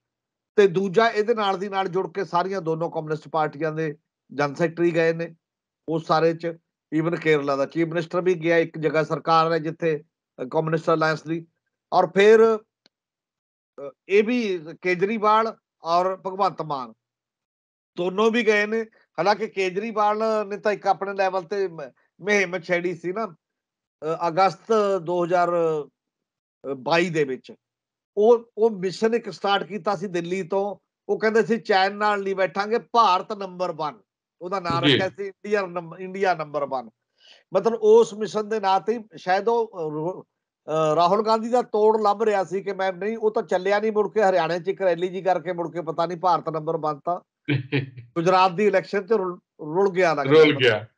ਉਸ ਪੱਧਰ ਤੇ ਨਹੀਂ ਚੱਲਿਆ। ਉਹਨੂੰ ਲੱਗਦਾ ਵੀ ਮੈਂ ਹੀ ਤੋੜ ਆ ਮੋਦੀ ਦੇ ਮੁਕਾਬਲੇ, ਮੈਂ ਐਜ ਏ ਲੀਡਰ ਭਾਰਤ ਦੇ ਵਿੱਚ ਉਭਰੂੰਗਾ। ਇਹ ਯਾਤਰਾ ਚੱਲ ਨਿਕਲੀ ਰਾਹੁਲ ਗਾਂਧੀ ਦੀ ਅਸਲ 'ਚ ਉਹਦੇ ਮੁਕਾਬਲਤਨ। ਪਰ ਹੁਣ ਸਵਾਲ ਇਹ ਹੈ ਕਿ ਕੇਜਰੀਵਾਲ ਵੀ ਇਹ ਚਾਹੁੰਦਾ, ਉਹਦੀ ਤਾਂ ਐਂਬੀਸ਼ਨ ਸਭ ਨੂੰ ਪਤਾ ਕਿ ਮੈਂ ਤਾਂ ਬਣਨਾ ਹੀ ਹੈ 24 ਚ ਲੀਡਰ, ਮੈਂ ਤਾਂ ਵੱਡਾ ਲੀਡਰ ਹੋਣਾ ਚਾਹੀਦਾ। ਕੇ ਚੰਦਰ ਸ਼ੇਖਰ ਰਾਓ ਵੀ ਚਾਹੁੰਦਾ ਕਿ ਮੈਂ ਵੀ ਇਸੇ ਲਈ ਸੱਦ ਰਿਹਾ ਸਾਰੇ ਦੇ ਸਾਰੇ ਇਕੱਠ। ਇਹ ਕਿਵੇਂ ਬਣੇਗਾ? ਮਤਲਬ ਇਹ ਇੱਕ ਧਿਰ ਜਿਹੜੀ ਹੋਏਗੀ, ਇਹ ਕੀ ਧਿਰ ਇਕੱਠੀ ਚੱਲ ਪਾਏਗੀ ਜਾਂ ਨਹੀਂ ਚੱਲ ਪਾਏਗੀ? ਔਰ ਪਰ ਜੇਕਰ ਬੀਜੇਪੀ ਨੂੰ ਇੱਕ ਹਰਾਉਣ, ਗੱਲ ਤਾਂ ਹੈ ਹਰਮੀਤ ਸਿੰਘ ਜੀ ਕਿ ਇਹ ਧਿਰਾਂ ਕਿਸੇ ਦੀ ਵੀ ਕਿਸੇ ਰਾਜ 'ਚ ਕੋਈ ਮਦਦ ਨਹੀਂ ਕਰ ਸਕਦੀਆਂ, ਕਿਉਂਕਿ ਨਾ ਤਾਂ KCR ਜਿਹੜਾ ਯੂਪੀ 'ਚ ਕੋਈ ਆਣ ਕੇ ਵੋਟਾਂ ਅਖਿਲੇਸ਼ ਯਾਦਵ ਨੂੰ ਦਵਾ ਸਕਦਾ, ਨਾ ਅਖਿਲੇਸ਼ ਯਾਦਵ ਵੀ ਉੱਥੇ ਤੇਲੰਗਾਨਾ 'ਚ ਜਾ ਕੇ ਕਰ ਸਕਦਾ, ਤੇ ਨਾ ਕੇਜਰੀਵਾਲ ਹੀ ਤੇਲੰਗਾਨਾ 'ਚ ਜਾ ਕੇ ਕੋਈ ਉਹਦੀ ਮਦਦ ਕਰ ਸਕਦਾ। ਸੋ ਇਸ ਤਰ੍ਹਾਂ ਦੀ ਇੱਕ ਸਥਿਤੀ ਦੇ ਵਿੱਚ ਵੀ ਜਿਹੜੀ ਇਹ ਸਾਰਾ ਕੁਝ ਹੋ ਰਿਹਾ। ਨਹੀਂ, ਉਹ ਹੋਏਗਾ, ਉਹ ਕੋਆਰਡੀਨੇਸ਼ਨ ਹੋਏਗੀ ਆਪਸ ਦੇ ਵਿੱਚ। ਇਹ ਠੀਕ ਹੈ ਕਿ ਜਦ ਲੋਕ ਸੋਚਦੇ ਹੋਣ ਕਿ ਇੰਨੇ ਧਿਰਾਂ ਇੰਨੀਆਂ ਇਕੱਠੀਆਂ ਨੇ, ਜਿਵੇਂ ਆਪਾਂ ਜੇ ਪੁਰਾਣਾ ਇੱਕ ਤਜਰਬਾ ਲਾਈਏ 1996 ਦਾ, ਜਿਹਦੇ ਚੋਂ ਯੂਨਾਈਟਿਡ ਫਰੰਟ ਦੀ ਗਵਰਨਮੈਂਟ ਵੀ ਨਿਕਲ ਆਈ ਸੀ ਵਿੱਚੋਂ, ਐਸੀ ਗੱਲ ਨਹੀਂ ਹੈ ਹਾਂਜੀ ਕਿ ਹਾਂਜੀ ਨਹੀਂ। ਹਾਂਜੀ ਪਰ ਉੱਥੇ ਵੀ ਇੱਕ ਲਿੰਚਪਿਨ ਹੁੰਦਾ, ਵੱਡੀਆਂ ਪਾਰਟੀਆਂ ਚੋਂ ਕੋਈ ਧਿਰਾਂ ਹੁੰਦੀਆਂ ਨੇ ਨਾਲ ਸਹਿਯੋਗ ਕਰਨ ਵਾਲੀਆਂ। ਉਹਦੇ ਚੋਂ ਇੰਨਾ ਕੁ ਜ਼ਰੂਰ ਹੁੰਦਾ ਕਿ ਆਹ ਧਿਰਾਂ ਨੇ, ਜਿਹੜੀਆਂ ਧਿਰਾਂ ਦਾ ਹੁਣ ਪੂਰੇ ਪੰਜਾਬ ਦੇ ਵਿੱਚ ਜੇ ਇਲੈਕਸ਼ਨ ਲੜਨਗੇ ਕਿ ਐਡਾ ਵੱਡਾ ਗਰੁੱਪ ਪੂਰੇ ਦੇਸ਼ ਦੇ ਵਿੱਚ ਐਡਾ ਵੱਡਾ ਗਰੁੱਪ ਬਣ ਸਕਦਾ। ਇਹ ਜਿਹੜੇ ਅਜੇ ਗਏ ਨੇ, ਅਜੇ ਇਹਨਾਂ ਦਾ ਗਰੁੱਪ ਐਡਾ ਨਹੀਂ ਬਣੂਗਾ ਕਿ ਇੱਕ ਪੈਰਲਲ ਗਵਰਨਮੈਂਟ ਬਣਾਉਣ ਜੋਗਾ ਮੈਸੇਜ ਦੇ ਸਕਣ। ਹਾਂ, ਜਿਹੜਾ ਕੋਈ ਫਰੰਟ ਬਣੂਗਾ ਇਦੋਂ ਅੱਗੇ, ਜੇ ਕੋਈ ਬਣੇ, ਅਜੇ ਨੈਗੋਸ਼ੀਏਸ਼ਨ 'ਚ ਚੱਲਣਗੀਆਂ, ਗੱਲਾਂ ਬਾਤਾਂ ਚੱਲਣਗੀਆਂ, ਹਜੇ ਫਾਈਨਲ ਗੱਲ ਨਹੀਂ ਹੈ। ਔਰ ਇੱਕ ਧਿਰ ਦੂਜੀ ਵੀ ਹੈ ਜਿਹੜੀ ਆਪਾਂ ਗੱਲ ਕਰ ਰਹੇ ਸੀ ਕਿ ਰਾਹੁਲ ਗਾਂਧੀ ਨੇ ਜਿਵੇਂ ਕਰਨਾਲ ਦੇ ਵਿੱਚ ਕਿਹਾ ਸੀਗਾ ਕਿ ਮੇਨ ਤਾਂ ਬੀਜੇਪੀ ਨੂੰ ਟੱਕਰ ਦੇ ਸਕਦੀ ਹੈ ਪ੍ਰੋਗਰਾਮ ਦੇ ਆਧਾਰ ਤੇ ਕਾਂਗਰਸ। ਹਾਂ, ਖੇਤਰੀ ਪਾਰਟੀਆਂ ਦਾ ਰੋਲ ਹੋਏਗਾ, ਖੇਤਰੀ ਪਾਰਟੀਆਂ ਲੀਡ ਨਹੀਂ ਕਰ ਸਕਦੀਆਂ। ਕਿਉਂ? ਕਿਉਂਕਿ ਉਹਨੇ ਕਹਿੰਦਾ ਉਹਦੇ ਕੋਲ ਰਾਸ਼ਟਰੀ ਵਿਜ਼ਨ ਨਹੀਂ ਹੈ। ਜੀ। ਹਾਲਾਂਕਿ ਮੈਂ ਇਸ ਗੱਲ ਨਾਲ ਤਾਂ ਨਹੀਂ ਸਹਿਮਤ ਕਿ ਰਾਸ਼ਟਰੀ ਵਿਜ਼ਨ ਨਾ ਹੋਣਾ ਕਰਨਾ। ਹਾਂ, ਤੁਸੀਂ ਇਹ ਕਹਿ ਸਕਦੇ ਹੋ ਉਹਨਾਂ ਦਾ ਢਾਂਚਾ ਰਾਸ਼ਟਰੀ ਲੈਵਲ ਤੇ ਕਿਤੇ ਨਹੀਂ ਹੈ, ਇੰਨੀਆਂ ਵੋਟਾਂ ਨਹੀਂ, ਇੰਨੀਆਂ ਸਟੇਟਾਂ ਨਹੀਂ, ਅਜੇ ਵੀ ਕਾਂਗਰਸ ਮੇਜਰ ਪਾਰਟੀ ਹੈ। ਵਿਜ਼ਨ ਤਾਂ ਬ੍ਰਹਿਮੰਡ ਵੀ ਲਈ ਬੈਠੀਆਂ ਨੇ ਪਾਰਟੀਆਂ ਕਿ ਮੇਰਾ ਬ੍ਰਹਿਮੰਡ ਦਾ ਵਿਜ਼ਨ ਹੈ, ਜਿਹਦਾ ਮਰਜ਼ੀ ਹੋਵੇ, ਤੇ ਉਹਦਾ ਸਟਰਕਚਰ ਓਡਾ ਨਹੀਂ ਹੈ। ਵਿਜ਼ਨ ਤਾਂ ਕਿਸੇ ਚਾਰ ਬੰਦਿਆਂ ਦੇ ਗਰੁੱਪ ਦਾ ਵੀ ਵੱਡਾ ਹੋ ਸਕਦਾ, ਨੈਸ਼ਨਲ ਤੋਂ ਇੰਟਰਨੈਸ਼ਨਲ ਵੀ ਹੋ ਸਕਦਾ। ਜੀ ਜੀ ਇਹ ਇੱਕ ਅਲੱਗ ਗੱਲ ਹੈ। ਪਰ ਸਵਾਲ ਇਹ ਹੈ ਕਿ ਰਾਹੁਲ, ਅਜੇ ਵੀ ਕਾਂਗਰਸ ਵੱਡੀ ਧਿਰ ਹੈਗੀ ਹੈ। ਆ ਜਿਹੜੀਆਂ ਅਗਲੀਆਂ ਇਲੈਕਸ਼ਨਾਂ ਤੁਸੀਂ ਤੁਹਾਡੇ ਸਾਹਮਣੇ ਨੇ, 3 ਰਾਜਾਂ 'ਚ ਵਿਧਾਨ ਹੁਣ ਹੋਣ, ਸਭਾਵਾਂ ਦੀਆਂ।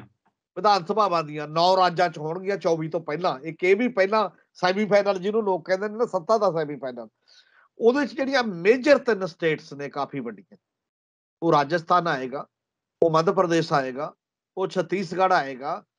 ਇਹ ਤਾਂ ਸਾਰੀਆਂ 'ਚ ਕਾਂਗਰਸ ਤੇ ਬੀਜੇਪੀ ਦੀ ਇੱਕ ਤਰ੍ਹਾਂ ਸਿੱਧੀ ਟੱਕਰ ਹੈ। ਇੱਥੇ ਤਾਂ ਦੂਜੀਆਂ ਰੀਜਨਲ ਪਾਰਟੀਆਂ ਏਡੀਆਂ ਵੱਡੀ ਕੋਈ ਨਹੀਂ ਹੈ ਜਿਹੜੀ ਨਹੀਂ ਐ ਹੈ ਕਹੇ ਕਿ ਮੈਂ ਦਾਅਵੇਦਾਰੀ ਕਰ ਸਕਦੀ ਹਾਂ। ਨਾ, ਕਰਨਾਟਕ ਵੀ ਹੈ ਜੀ, ਕਰਨਾਟਕ। ਈਵਨ ਕਰਨਾਟਕ ਵੀ ਹੈ। ਕਰਨਾਟਕ ਦੇ ਵਿੱਚ ਵੀ ਕਾਂਗਰਸ, ਚਲੋ ਕਰਨਾਟਕ 'ਚ ਕੁਝ ਦੂਜੇ ਗਰੁੱਪ ਵੀ ਨੇ, ਕਹਿ ਲਓ ਜਨਤਾ ਦਲ ਦਾ ਵੀ ਇੱਕ ਗਰੁੱਪ ਹੈ ਜਿਹੜਾ ਦਾ ਉੱਡਕ ਹੈ। ਪਰ ਫਿਰ ਵੀ ਉੱਥੇ ਮੇਜਰ ਧਿਰਾਂ ਜਿਹੜੀਆਂ ਕਾਂਗਰਸ ਔਰ ਬੀਜੇਪੀ ਨੇ, ਇਹ ਸਾਰੀਆਂ ਮਾਮਲੇ ਦੇ ਵਿੱਚ। ਇਸ ਲਈ ਕਾਂਗਰਸ ਨੂੰ ਮਾਈਨਸ ਕਰਕੇ ਕੋਈ ਬੀਜੇਪੀ ਨੂੰ ਹਰਾਉਣ ਵਾਲਾ ਵੱਡਾ ਗਰੁੱਪ ਬਣ ਜੇ ਦੇਸ਼ ਦੇ ਵਿੱਚ, ਇਹ ਥੋੜਾ ਅੱਜ ਦੀਆਂ ਟਰਮ 'ਚ ਤੇ ਮੁਸ਼ਕਲ ਲੱਗਦਾ। ਔਰ ਪਰ ਕਾਂਗਰਸ ਨੂੰ ਵੀ ਇਹ ਦੇਖਣਾ ਪਏਗਾ, ਹਾਲਾਂਕਿ ਹੁਣ ਵੀ ਡੀਐਮਕੇ ਕਾਂਗਰਸ ਨਾਲ ਹੈ, ਉਹਦੇ ਕੋਲ ਐਮਪੀ ਵੀ ਕਾਫੀ ਨੇ ਯੂਪੀ, ਮਤਲਬ ਉੱਥੋਂ 39 ਦੇ ਕਰੀਬ, ਹਾਂਜੀ, 39 39, ਐਮਪੀ ਹੈ ਤਾਮਿਲਨਾਡੂ ਦੇ। ਹਾਂ 39 ਬਹੁਤ ਵੱਡੀ ਉਹ ਹੁੰਦੀ ਹੈ ਗਿਣਤੀ। ਅਮਾਉਂਟ। ਉਹ ਬਿਹਾਰ 42 ਲਈ ਬੈਠਾ, 42 ਚੋਂ ਕਿੰਨੇ ਆਉਂਦੇ ਨੇ ਉਹ ਵੀ ਬਹੁਤ ਵੱਡੀ ਚੀਜ਼ ਹੈ। ਯੂਪੀ 80 ਲਈ ਬੈਠਾ ਤੇ ਉਹਦੇ ਚੋਂ ਕੀ ਆਉਂਦਾ।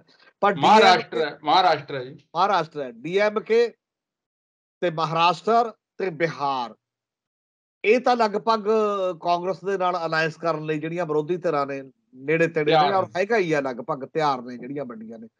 4-5 ਵੱਡੀਆਂ ਸਟੇਟਾਂ 'ਚ ਕਾਂਗਰਸ ਤੇ ਬੀਜੇਪੀ ਦੀ ਸਿੱਧੀ ਟੱਕਰ ਹੈ।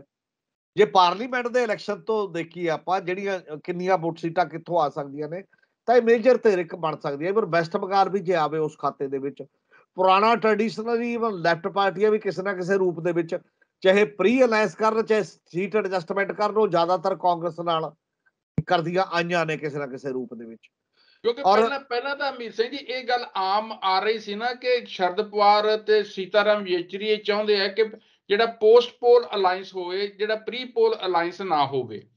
ਤਾਂ ਉਹਦੇ ਵਿੱਚ ਹੁਣ ਲੱਗਦਾ ਹੈ ਕਿ ਜਿਸ ਤਰ੍ਹਾਂ ਤ੍ਰਿਪੁਰਾ ਵਿੱਚ ਇਹਨਾਂ ਨੇ ਅਲਾਈਅੰਸ ਕਰ ਲਿਆ ਸੀਪੀਐਮ ਦੇ ਤੇ ਕਾਂਗਰਸ ਦੀ ਵਿਧਾਨ ਸਭਾ ਚੋਣਾਂ ਦੀ ਗੱਲ ਚੱਲਦੀ ਹੈ, ਤੇ ਲੱਗਦਾ ਹੈ ਕਿ ਇਹ ਪ੍ਰੀ ਪੋਲ ਅਲਾਈਅੰਸ ਬਣਨ ਵੱਲ ਵੀ ਗੱਲ ਜਿਹੜੀ ਹੈ ਵੱਧ ਰਹੀ ਹੈ। ਜਿਸ ਤਰ੍ਹਾਂ ਨਤੀਸ਼ ਕੁਮਾਰ ਹੁਣੀ ਕਹਿ ਰਹੇ ਹੈ, ਸ਼ਿਵ ਸੈਨਾ ਵਾਲੇ ਕਹਿ ਰਹੇ ਹੈ, ਐਨਸੀਪੀ ਕਹਿ ਰਹੀ ਹੈ, ਲਾਲੂ ਯਾਦਵ ਦੀ ਪਾਰਟੀ ਕਹਿ ਰਹੀ ਹੈ। ਨਹੀਂ, ਬਿਲਕੁਲ ਮੇਰਾ ਖਿਆਲ ਹੈ ਕਿਉਂਕਿ ਇਹਨਾਂ ਨੂੰ ਫਾਇਦਾ ਵੀ ਇਹੀ ਹੋਣਾ, ਤੇ ਹੌਲੀ ਹੌਲੀ ਅਜੇ ਨੈਗੋਸ਼ੀਏਸ਼ਨ ਚੱਲਣਗੀਆਂ, ਉਹ ਕਹਿਣਗੇ ਵੀ ਬਾਅਦ 'ਚ ਕੀ ਹੁੰਦਾ ਪਤਾ ਨਹੀਂ ਹੈ। ਕਈ ਵਾਰ ਫਿਰ ਵੀ ਉਨਾ ਇੱਕ ਇੰਪ੍ਰੈਸ਼ਨ ਨਹੀਂ ਜਾਂਦਾ ਲੜ ਕੌਣ ਰਿਹਾ। ਵੱਡੀ ਗੱਲ ਇਹ ਨਹੀਂ ਹੁੰਦੀ ਇਦੋਂ ਵੀ ਜ਼ਿਆਦਾ ਕਿ ਕਿਹਦਾ ਕਿੱਥੇ ਅਸਰ ਹੈ। ਵੱਡੀ ਗੱਲ ਇਹ ਹੁੰਦੀ ਹੈ ਨਾ, ਜਿਵੇਂ ਕਿਸਾਨ ਅੰਦੋਲਨ ਵਾਂਗ ਵੀ 32 ਦੀਆਂ 32 ਇਕੱਠੀਆਂ ਨੇ ਜੀ, 32 ਜੀ ਦੀਆਂ 32 ਇਕੱਠੀਆਂ ਦਾ ਮਤਲਬ ਇਹ ਹੁੰਦਾ ਕਿਸੇ ਕੋਲ ਤਾਂ ਵਿਚਾਰੇ ਕੋਲ ਇੱਕ ਆਟੋ ਰਿਕਸ਼ੇ ਦੀਆਂ ਵੀ ਸਵਾਰੀਆਂ ਨਹੀਂ ਸੀ, ਉਹਨੂੰ ਵੀ ਉਹਨਾਂ ਨੇ ਨਾਲ ਰਲਾ ਲਿਆ ਵੀ ਜਿੰਨੀਆਂ ਹੈਗੀਆਂ ਕੋਈ ਨਹੀਂ। ਇੱਕ ਮੈਸੇਜ ਜੀ ਦੇਣਾ ਹੁੰਦਾ ਕਿ ਇੰਟਾਇਰ ਆਪੋਜੀਸ਼ਨ ਇੱਕ ਪਾਸੇ ਹੈ ਤੇ ਦੂਜੀ ਹੈ, ਤੇ ਲੋਕਾਂ ਦਾ ਹੌਸਲਾ ਵੱਧਦਾ ਉਹਦੇ ਨਾਲ। ਉੱਥੇ ਉਹਦੀ ਵੋਟ ਹੋਵੇ ਨਾ ਹੋਵੇ ਉਹ ਇੱਕ ਅਲੱਗ ਗੱਲ ਹੈ। ਇਸ ਨੂੰ ਪਰ ਇਹਦੇ ਤੇ ਇੱਕ ਵੱਡੀ ਅਜੇ ਵੀ ਜ਼ਿੰਮੇਵਾਰੀ, ਸਭ ਤੋਂ ਵੱਡੀ ਜ਼ਿੰਮੇਵਾਰੀ ਕਾਂਗਰਸ ਤੇ ਹੀ ਆਏਗੀ ਕਿ ਉਹ ਕਿੰਨੇ ਲਿਬਰਲ ਤਰੀਕੇ ਨਾਲ ਦੂਜਿਆਂ ਨੂੰ ਅਕੋਮੋਡੇਟ ਕਰਦੀ ਹੈ। ਜਿਹੜੀ ਵੱਡੀ ਪਾਰਟੀ ਹੁੰਦੀ ਹੈ ਉਹ ਸਪੇਸ ਲੈਣੀ ਹੁੰਦੀ ਹੈ ਨਾ ਹਰੇਕ ਨੇ, ਉਹਨੂੰ ਪਾਵਰ ਸਟਰਕਚਰ 'ਚ ਜਗ੍ਹਾ ਦੇਣੀ ਹੁੰਦੀ ਹੈ। ਜਿਵੇਂ ਜਿਹੜੀਆਂ ਵੱਡੀਆਂ ਪਾਰਟੀਆਂ ਨੇ, ਬੀਜੇਪੀ ਦਾ ਟ੍ਰੈਂਡ ਹੈ ਹੁਣ, ਬੀਜੇਪੀ ਦਾ ਟ੍ਰੈਂਡ ਇਹ ਹੈ ਕਿ ਉਹਨੇ ਅਲਾਇੰਸ ਕੀਤੇ ਬਹੁਤ ਵੱਡੀਆਂ ਕਾਫੀ ਪਾਰਟੀਆਂ ਨਾਲ ਕੀਤੇ, ਪਰ ਨੇੜੇ ਲੱਗ ਉਹ ਰੀਜਨਲ ਪਾਰਟੀਆਂ ਖਾ ਗਈ ਅੱਧੀਆਂ। ਪਹਿਲਾਂ ਤੁਸੀਂ ਦੇਖੋ ਕਿ ਈਵਨ ਆਈਡੀਓਲੋਜੀਕਲੀ ਵੀ ਇਹ ਨੇੜੇ ਨੇ ਸ਼ਿਵ ਸੈਨਾ ਤੇ ਬੀਜੇਪੀ। ਪਹਿਲਾਂ ਸ਼ਿਵ ਸੈਨਾ ਵੱਡੇ ਪਾਰਟੀ ਦੇ ਤੌਰ ਤੇ, ਪਾਰਟਨਰ ਦੇ ਤੌਰ ਤੇ ਆਉਂਦੀ ਸੀ, ਹਿੱਸੇਦਾਰ ਦੇ ਤੌਰ ਤੇ, ਫਿਰ ਬਰਾਬਰ ਤੇ ਚਲੀ ਗਈ, ਫਿਰ ਇਹ ਕਹਿੰਦੇ ਨਹੀਂ ਏਦੂ ਵੀ ਛੋਟੀ। ਜਨਤਾ ਦਲ ਜੂ ਨਾਲ ਵੀ ਐਵੇਂ ਕੀਤਾ ਬਿਹਾਰ ਦੇ ਵਿੱਚ, ਪਹਿਲਾਂ ਉਹ ਵੱਡੇ ਪਾਰਟਨਰ ਦੇ ਤੌਰ ਤੇ, ਫਿਰ ਬਰਾਬਰ ਦੇ, ਫਿਰ ਐਤਕੀ ਪਾਸਵਾਨ ਦਾ ਬੇਟਾ ਜਿਹੜਾ ਚਿਰਾਗ ਪਾਸਵਾਨ ਨੂੰ ਉਂਗਲ ਲਾ ਕੇ ਨੀਤੀਸ਼ ਕੁਮਾਰ ਦੇ ਖਿਲਾਫ ਸਾਰੀਆਂ ਉਹਨਾਂ ਦੇ ਕੈਂਡੀਡੇਟਾਂ ਖਿਲਾਫ ਬੰਦੇ ਖੜੇ ਕਰਾਤੇ, ਬੀਜੇਪੀ ਖਿਲਾਫ ਨਹੀਂ ਖੜੇ ਕੀਤੇ ਉਹ ਬੰਦੇ, ਉਹ ਛੋਟਾ ਪਾਰਟਨਰ ਬਣਾਤਾ। ਮਤਲਬ ਮੋਰਲੀ ਚਾਹੇ ਇਹਨਾਂ ਨੇ ਉਹਨੂੰ ਕਰਾਤਾ, ਚੀਫ ਮਿਨਿਸਟਰ ਬਣਾਤਾ, ਪਰ ਜਦ ਬਹੁਤੇ ਤੁਹਾਡੇ ਐਮਪੀ ਨੇ, ਐਮਐਲਏ ਨੇ ਤੁਹਾਡੇ, ਤਾਂ ਤੁਸੀਂ ਡਿਕਟੇਟ ਕਰ ਰਹੇ ਹੋ। ਇਹ ਮਹਿਸੂਸ ਨੀਤੀਸ਼ ਕੁਮਾਰ ਵੀ ਕਰ ਰਿਹਾ ਸੀ, ਇਸੇ ਕਰਕੇ ਉਹ ਨਿਕਲੇ ਆ ਕੇ ਤੁਸੀਂ ਇਹ ਕਰ ਰਹੇ ਹੋ। ਜਿਹੜਾ ਇੱਕ ਟ੍ਰੈਂਡ ਹੁੰਦਾ ਕਿ ਇੱਕ ਵੱਡੀ ਧਿਰ ਤੁਹਾਨੂੰ ਪੂਰੀ ਸਪੇਸ ਓਨੈਸਟਲੀ ਨਹੀਂ ਦਿੰਦੀ ਇਮਾਨਦਾਰੀ ਨਾਲ, ਤਾਂ ਉਹ ਘੁਟਣ ਮਹਿਸੂਸ ਕਰਦੇ ਨੇ। ਕੀ ਕਾਂਗਰਸ ਵੀ ਉਸ ਤੋਂ ਉਹ ਯਕੀਨ ਦਿਵਾ ਦੇਗੀ ਕਿ ਤੁਹਾਡੀ ਜਿਹੜੀ ਰੀਜਨਲ ਆਇਡੈਂਟੀਟੀ ਹੈ, ਜਿੰਨਾ ਤੁਹਾਡਾ ਵਜੂਦ ਹੈ, ਅਸੀਂ ਉਹਦੇ ਤੇ ਕੋਈ ਆਂਚ ਨਹੀਂ ਉਸ ਲੈਵਲ ਤੇ ਆਉਣ ਦੇਵਾਂਗੇ, ਤਾਂ ਸ਼ਾਇਦ ਬਹੁਤ ਰੀਜਨਲ ਪਾਰਟੀਆਂ ਲੱਗ ਸਕਦੀਆਂ ਨੇ ਨਾਲ। ਇੱਕ ਮਿਨੀਮਮ ਏਜੰਡੇ ਦਾ ਕੁਐਸਚਨ ਹੁੰਦਾ ਅਸਲ 'ਚ। ਵੈਸੇ ਵੀ ਕਾਂਗਰਸ ਕੋਲ ਹਮੇਸ਼ਾ ਹੀ ਤਜਰਬਾ ਤਾਂ ਹੈਗਾ ਹੀ ਹੈ, ਯੂਪੀਏ 1 ਯੂਪੀਏ 2 ਵਾਲਾ ਵੀ।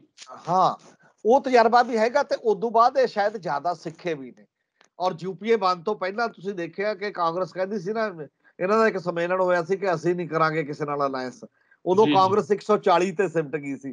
ਫਿਰ ਪਤਾ ਲੱਗਿਆ ਵੀ ਨਹੀਂ, ਐ ਨਹੀਂ ਚੱਲਣਾ 140 ਨਾਲ, ਤੇ ਸਾਰਿਆਂ ਨੂੰ ਅਲਾਇੰਸ ਕਰਨਾ ਪਏਗਾ ਉਸ ਪੱਧਰ ਤੇ।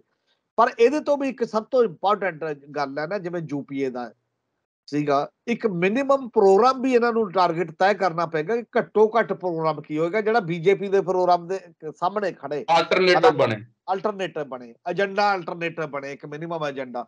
ਉਹ ਏਜੰਡੇ ਦੇ ਤੌਰ ਤੇ ਬਿਨਾਂ ਸ਼ੱਕ ਇਹ ਬਹੁਤੀਆਂ ਖੇਤਰੀ ਧਿਰਾਂ ਨੇ, ਸਾਰੀਆਂ ਖੇਤਰੀ ਧਿਰਾਂ ਅੱਜ ਕੱਲ ਪਰੇਸ਼ਾਨ ਨੇ, ਕਿਉਂਕਿ ਤਾਕਤਾਂ ਦਾ ਕੇਂਦਰੀਕਰਨ ਇੰਨਾ ਕਰ ਲਿਆ ਤੇ ਰਾਜਾਂ ਕੋਲ ਰਹਿਣੇ ਕੁਝ ਨਹੀਂ ਦਿੱਤਾ। ਉਹ ਉੱਥੇ ਵੀ ਹਮੇਸ਼ਾ ਹੀ ਜਿਹੜਾ ਤੇਲੰਗਾਨਾ 'ਚ ਰੈਲੀ ਸੀ, ਉੱਥੇ ਵੀ ਜਿਹੜਾ ਫੈਡਰਲਿਜ਼ਮ ਹੈ, ਸੰਘਵਾਦ ਦਾ ਜਿਹੜਾ ਢਾਂਚੇ ਨੂੰ ਸੱਟ ਮਾਰੀ ਹੈ ਕੇਂਦਰੀ ਸਰਕਾਰ ਨੇ ਜਾਂ ਭਾਰਤੀ ਜਨਤਾ ਪਾਰਟੀ ਦੀ ਹਕੂਮਤ ਨੇ, ਉਹ ਮੁੱਖ ਧੁਰਾ ਹੀ ਬਣਿਆ ਰਿਹਾ ਉੱਥੇ ਗੱਲਬਾਤ ਦਾ। ਜਿਹੜੀ ਉੱਥੇ ਰੈਲੀ ਹੋਈ ਹੈ, ਜਿੰਨੇ ਵੀ ਬੁਲਾਰੇ ਬੋਲੇ ਉਹ ਸਾਰੇ ਇਹਦੇ ਤੇ ਬੋਲੇ। ਭਾਵੇਂ ਕਿ ਜਿਹੜੇ ਕੇਰਲਾ ਦੇ ਮੁੱਖ ਮੰਤਰੀ ਸੀਗੇ, ਉਹਨਾਂ ਨੇ ਤਾਂ ਇਹ ਗੱਲ ਵੀ ਕਹੀ ਕਿ ਆਜ਼ਾਦੀ ਦੇ ਅੰਦੋਲਨ ਦੇ ਵਿੱਚ ਇਹਨਾਂ ਦਾ ਜਿਹੜੀਆਂ ਧਿਰਾਂ ਇਸ ਵੇਲੇ ਹਾਕਮ ਨੇ, ਭਾਰਤੀ ਜਨਤਾ ਪਾਰਟੀ, ਇਹਨਾਂ ਦਾ ਕੋਈ ਹਿੱਸਾ ਨਹੀਂ ਰਿਹਾ।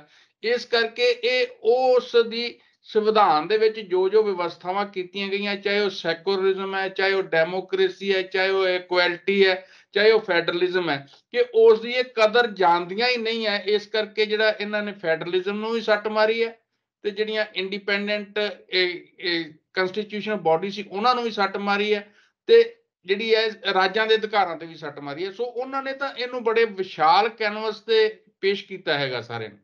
ਨਹੀਂ, ਬਿਲਕੁਲ ਇਹ ਬਹੁਤ ਉਹਦਾ ਕਾਰਨ ਇਹ ਹੈ ਕਿ ਫੈਡਰਲ ਏਜੰਡੇ ਤੋਂ ਬਿਨਾਂ ਜਿਹੜਾ ਹਿੰਦੂਤਵ ਦੀ ਬਹੁਗਿਣਤੀ ਦੀ ਮਾਨਸਿਕਤਾ ਬਣਾ ਦਿੱਤੀ ਗਈ ਹੈ, ਇਹਦਾ ਤੋੜ ਹੈ ਨਹੀਂ ਇਸ ਸਮੇਂ ਪ੍ਰੈਕਟੀਕਲੀ। ਜੇਕਰ ਕੋਈ ਗੱਲ ਕਰੂਗਾ ਪ੍ਰੈਕਟੀਕਲੀ, ਹੋਰ ਕੀ ਗੱਲ ਹੋ ਸਕਦੀ ਹੈ ਜਿਹਦੇ 'ਚ ਸਟੇਟ ਦੇ ਤੌਰ ਤੇ, ਸਟੇਟ ਜਿਵੇਂ ਬੰਗਾਲ ਦੇ ਵਿੱਚ ਚੱਲਿਆ, ਬੰਗਾਲ 'ਚ ਕੀ ਚੱਲਿਆ, ਬੀਜੇਪੀ ਦਾ ਹਿੰਦੂਤਵ ਦਾ ਤੋੜ ਬੰਗਾਲ ਪ੍ਰਾਈਡ ਦੇ ਨਾਲ ਕਾਊਂਟਰ ਹੋਇਆ ਕਿ ਬੰਗਾਲੀ ਸਾਡਾ ਕਲਚਰ, ਸਾਡੀ ਬੋਲੀ, ਸਾਡਾ ਸਾਰਾ ਕੁਝ ਹੈ।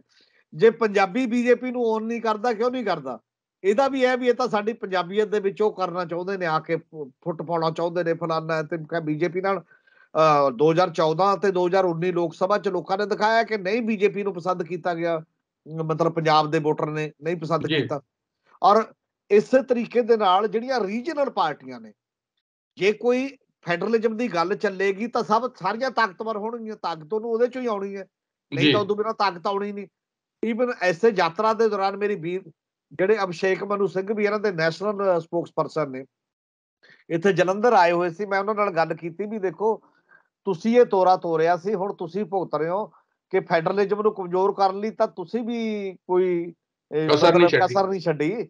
9 ਸਰਕਾਰਾਂ ਤੋੜੀਆਂ ਨੇ ਇਕੱਠੀਆਂ, 356 ਲਾ ਕੇ, ਫਿਰ ਕਦੇ ਐਮਰਜੈਂਸੀ ਲਾਈ, ਕਦੇ ਕੁਝ। ਪਰ ਉਹਦਾ ਕਹਿਣਾ ਸੀ ਵੀ ਇਹ ਨਹੀਂ ਅਸੀਂ ਕਹਿੰਦੇ ਕਿ ਸਾਡੇ ਤੋਂ ਗਲਤੀਆਂ ਨਹੀਂ ਹੋਈਆਂ, ਗਲਤੀਆਂ ਹੋਈਆਂ ਨੇ, ਪਰ ਅੱਜ ਜੋ ਹਾਲ ਹੈ ਇਹ ਤਾਂ ਨਹੀਂ ਸੀ ਅਸੀਂ ਕੀਤਾ। ਇਸ ਲਈ ਅਸੀਂ ਉਹਨਾਂ ਤੋਂ ਸਿੱਖਾਂਗੇ, ਅਸੀਂ ਅੱਜ ਫੈਡਰਲਿਜ਼ਮ ਦੀ ਗੱਲ ਕਰਦੇ ਹਾਂ। ਜੇ ਰਾਹੁਲ ਗਾਂਧੀ ਅੱਜ ਕਹਿੰਦਾ ਯੂਨੀਅਨ ਆਫ ਸਟੇਟਸ ਕਹਿੰਦਾ ਕਿ ਸਾਡਾ ਕਾਂਸਟੀਟਿਊਸ਼ਨ ਯੂਨੀਅਨ ਆਫ ਸਟੇਟਸ ਦਾ ਮਾਮਲਾ ਹੈ, ਅਸੀਂ ਇੱਕ ਰਾਸ਼ਟਰਵਾਦ ਇਕੱਲੇ ਤੇ ਉਵੇਂ ਨਹੀਂ ਚੱਲ ਸਕਦੇ ਜਿਵੇਂ ਬੀਜੇਪੀ ਚਲਾਉਂਦੀ ਹੈ, ਇੱਕ ਰਾਸ਼ਟਰ ਇੱਕ ਵੋਟ, ਇੱਕ ਰਾਸ਼ਟਰ ਇੱਕ ਬੋਲੀ, ਇੱਕ ਰਾਸ਼ਟਰ ਇੱਕ ਉਹ। ਇਸੇ ਕਰਕੇ ਹੁਣ ਸਿੱਖ ਕੇ ਅਸੀਂ ਕੁਝ ਹੋਰ ਕਰ ਰਹੇ ਹਾਂ। ਪਰ ਜੇ ਤਾਂ ਉਹ ਵਾਕਈ ਸਿੱਖ ਕੇ ਉਸ ਤਰੀਕੇ ਨਾਲ ਸਾਹਮਣੇ ਆਉਂਦੇ ਨੇ ਤਾਂ ਲਾਜ਼ਮੀ ਹੈ ਕਿ ਬਹੁਤ ਬੜੀ ਫੋਰਸ ਮਤਲਬ ਉਹਦੇ ਸਾਹਮਣੇ ਖੜੀ ਹੋਣ ਵਾਲੀ ਹੋਏਗੀ, ਜਿਹੜੀ ਇੱਕ ਏਜੰਡੇ ਤੇ ਹੋਏਗੀ, ਏਜੰਡੇ ਤੇ ਚੱਲੇਗੀ ਉਸ ਰੂਪ ਦੇ ਵਿੱਚ। ਔਰ ਇਸੇ ਕਰਕੇ ਔਰ ਇਸ ਏਜੰਡੇ ਨੂੰ ਫੈਡਰਲ ਸਟਰਕਚਰ ਦੇ ਨੂੰ ਪੱਛਮੀ ਬੰਗਾਲ ਦੇ ਵਿੱਚ ਵੀ ਮਮਤਾ ਬੈਨਰਜੀ ਨੇ ਬੜੀ ਵਾਰ ਉਠਾਇਆ। ਜੇ ਕਿਸੇ ਨੇ ਪ੍ਰਿੰਸੀਪਲ ਹੀ ਉਠਾਇਆ ਸੀ ਤਾਂ ਉਹ ਮਮਤਾ ਬੈਨਰਜੀ ਦੇ ਪਾਰਟੀ ਦਾ ਜਿਹੜਾ ਫਾਈਨਾਂਸ ਮਿਨਿਸਟਰ ਸੀ, ਜੀਐਸਟੀ ਦੇ ਮਾਮਲੇ 'ਚ ਉਹਨੇ ਸਟੈਂਡ ਲਿਆ ਸੀ ਕਿ ਰਾਜਾਂ ਦੀ ਜਿਹੜੀ ਪਾਵਰ ਹੈ ਉਹਨੂੰ ਕੰਪਰੋਮਾਈਜ਼ ਕਰੂਗੀ, ਨਹੀਂ ਹੈ ਠੀਕ ਉਸ ਪੱਧਰ ਦੇ ਉੱਤੇ। ਔਰ ਵੱਖ-ਵੱਖ ਡੀਐਮਕੇ ਨੇ ਅੱਜ ਕੱਲ ਸੰਵਿਧਾਨਕ ਤੌਰ ਤੇ ਵੀ ਕਈ ਗੱਲਾਂ ਕੀਤੀਆਂ ਨੇ। ਨੀਟ ਦੇ ਮੁਕਾਬਲੇ ਉਹਨਾਂ ਨੇ ਆਪਦਾ ਬਿੱਲ ਲਿਆਂਦਾ, ਤੁਹਾਡੇ ਸਾਹਮਣੇ ਹੈ। ਔਰ ਜੀ ਭਾਸ਼ਾ ਜੀ ਦੇ ਮਾਮਲੇ ਦੇ ਵਿੱਚ ਉਹਨਾਂ ਨੇ ਕੀਤਾ। ਸਾਡੇ ਵੀ 4-5 ਸਟੇਟਾਂ 'ਚ ਤਾਂ ਗਵਰਨਰਾਂ ਨਾਲ ਰੌਲੇ ਚੱਲ ਰਹੇ ਨੇ, ਜਿੱਥੇ ਗਵਰਨਰ ਸਿੱਧਾ ਜਾ ਕੇ ਕਹਿੰਦਾ ਮੈਂ ਅਸਲੀ ਉਹ। ਦਿੱਲੀ ਦੇ ਵਿੱਚ, ਪੰਜਾਬ ਦੇ ਵਿੱਚ, ਕਰਨਾਟਕਾ ਦੇ ਵਿੱਚ, ਕੇਰਲਾ ਦੇ ਵਿੱਚ, ਵੈਸਟ ਬੰਗਾਲ ਦੇ ਵਿੱਚ, ਇਹ ਸਾਰੇ ਜਗ੍ਹਾ ਤਾਂ ਪੰਗੇ ਨੇ ਸਿੱਧੇ ਰਾਸ਼ਟਰ ਗਵਰਨਰ ਨਾਲ ਪਏ ਹੋਏ। ਕੇਂਦਰ ਸਰਕਾਰ ਮੂਕ ਦਰਸ਼ਕ ਬਣੀ ਹੋਈ ਹੈ, ਉਹ ਸਗੋਂ ਹੱਲਾਸ਼ੇਰੀ ਦੇ ਰਹੀ ਹੈ ਵੀ ਕੋਈ ਗੱਲ ਨਹੀਂ, ਤੁਸੀਂ ਕਰਦੇ ਰਹੋ ਜਿਵੇਂ ਵੀ ਕਰਦੇ ਰਹਿਣੇ ਹੋ।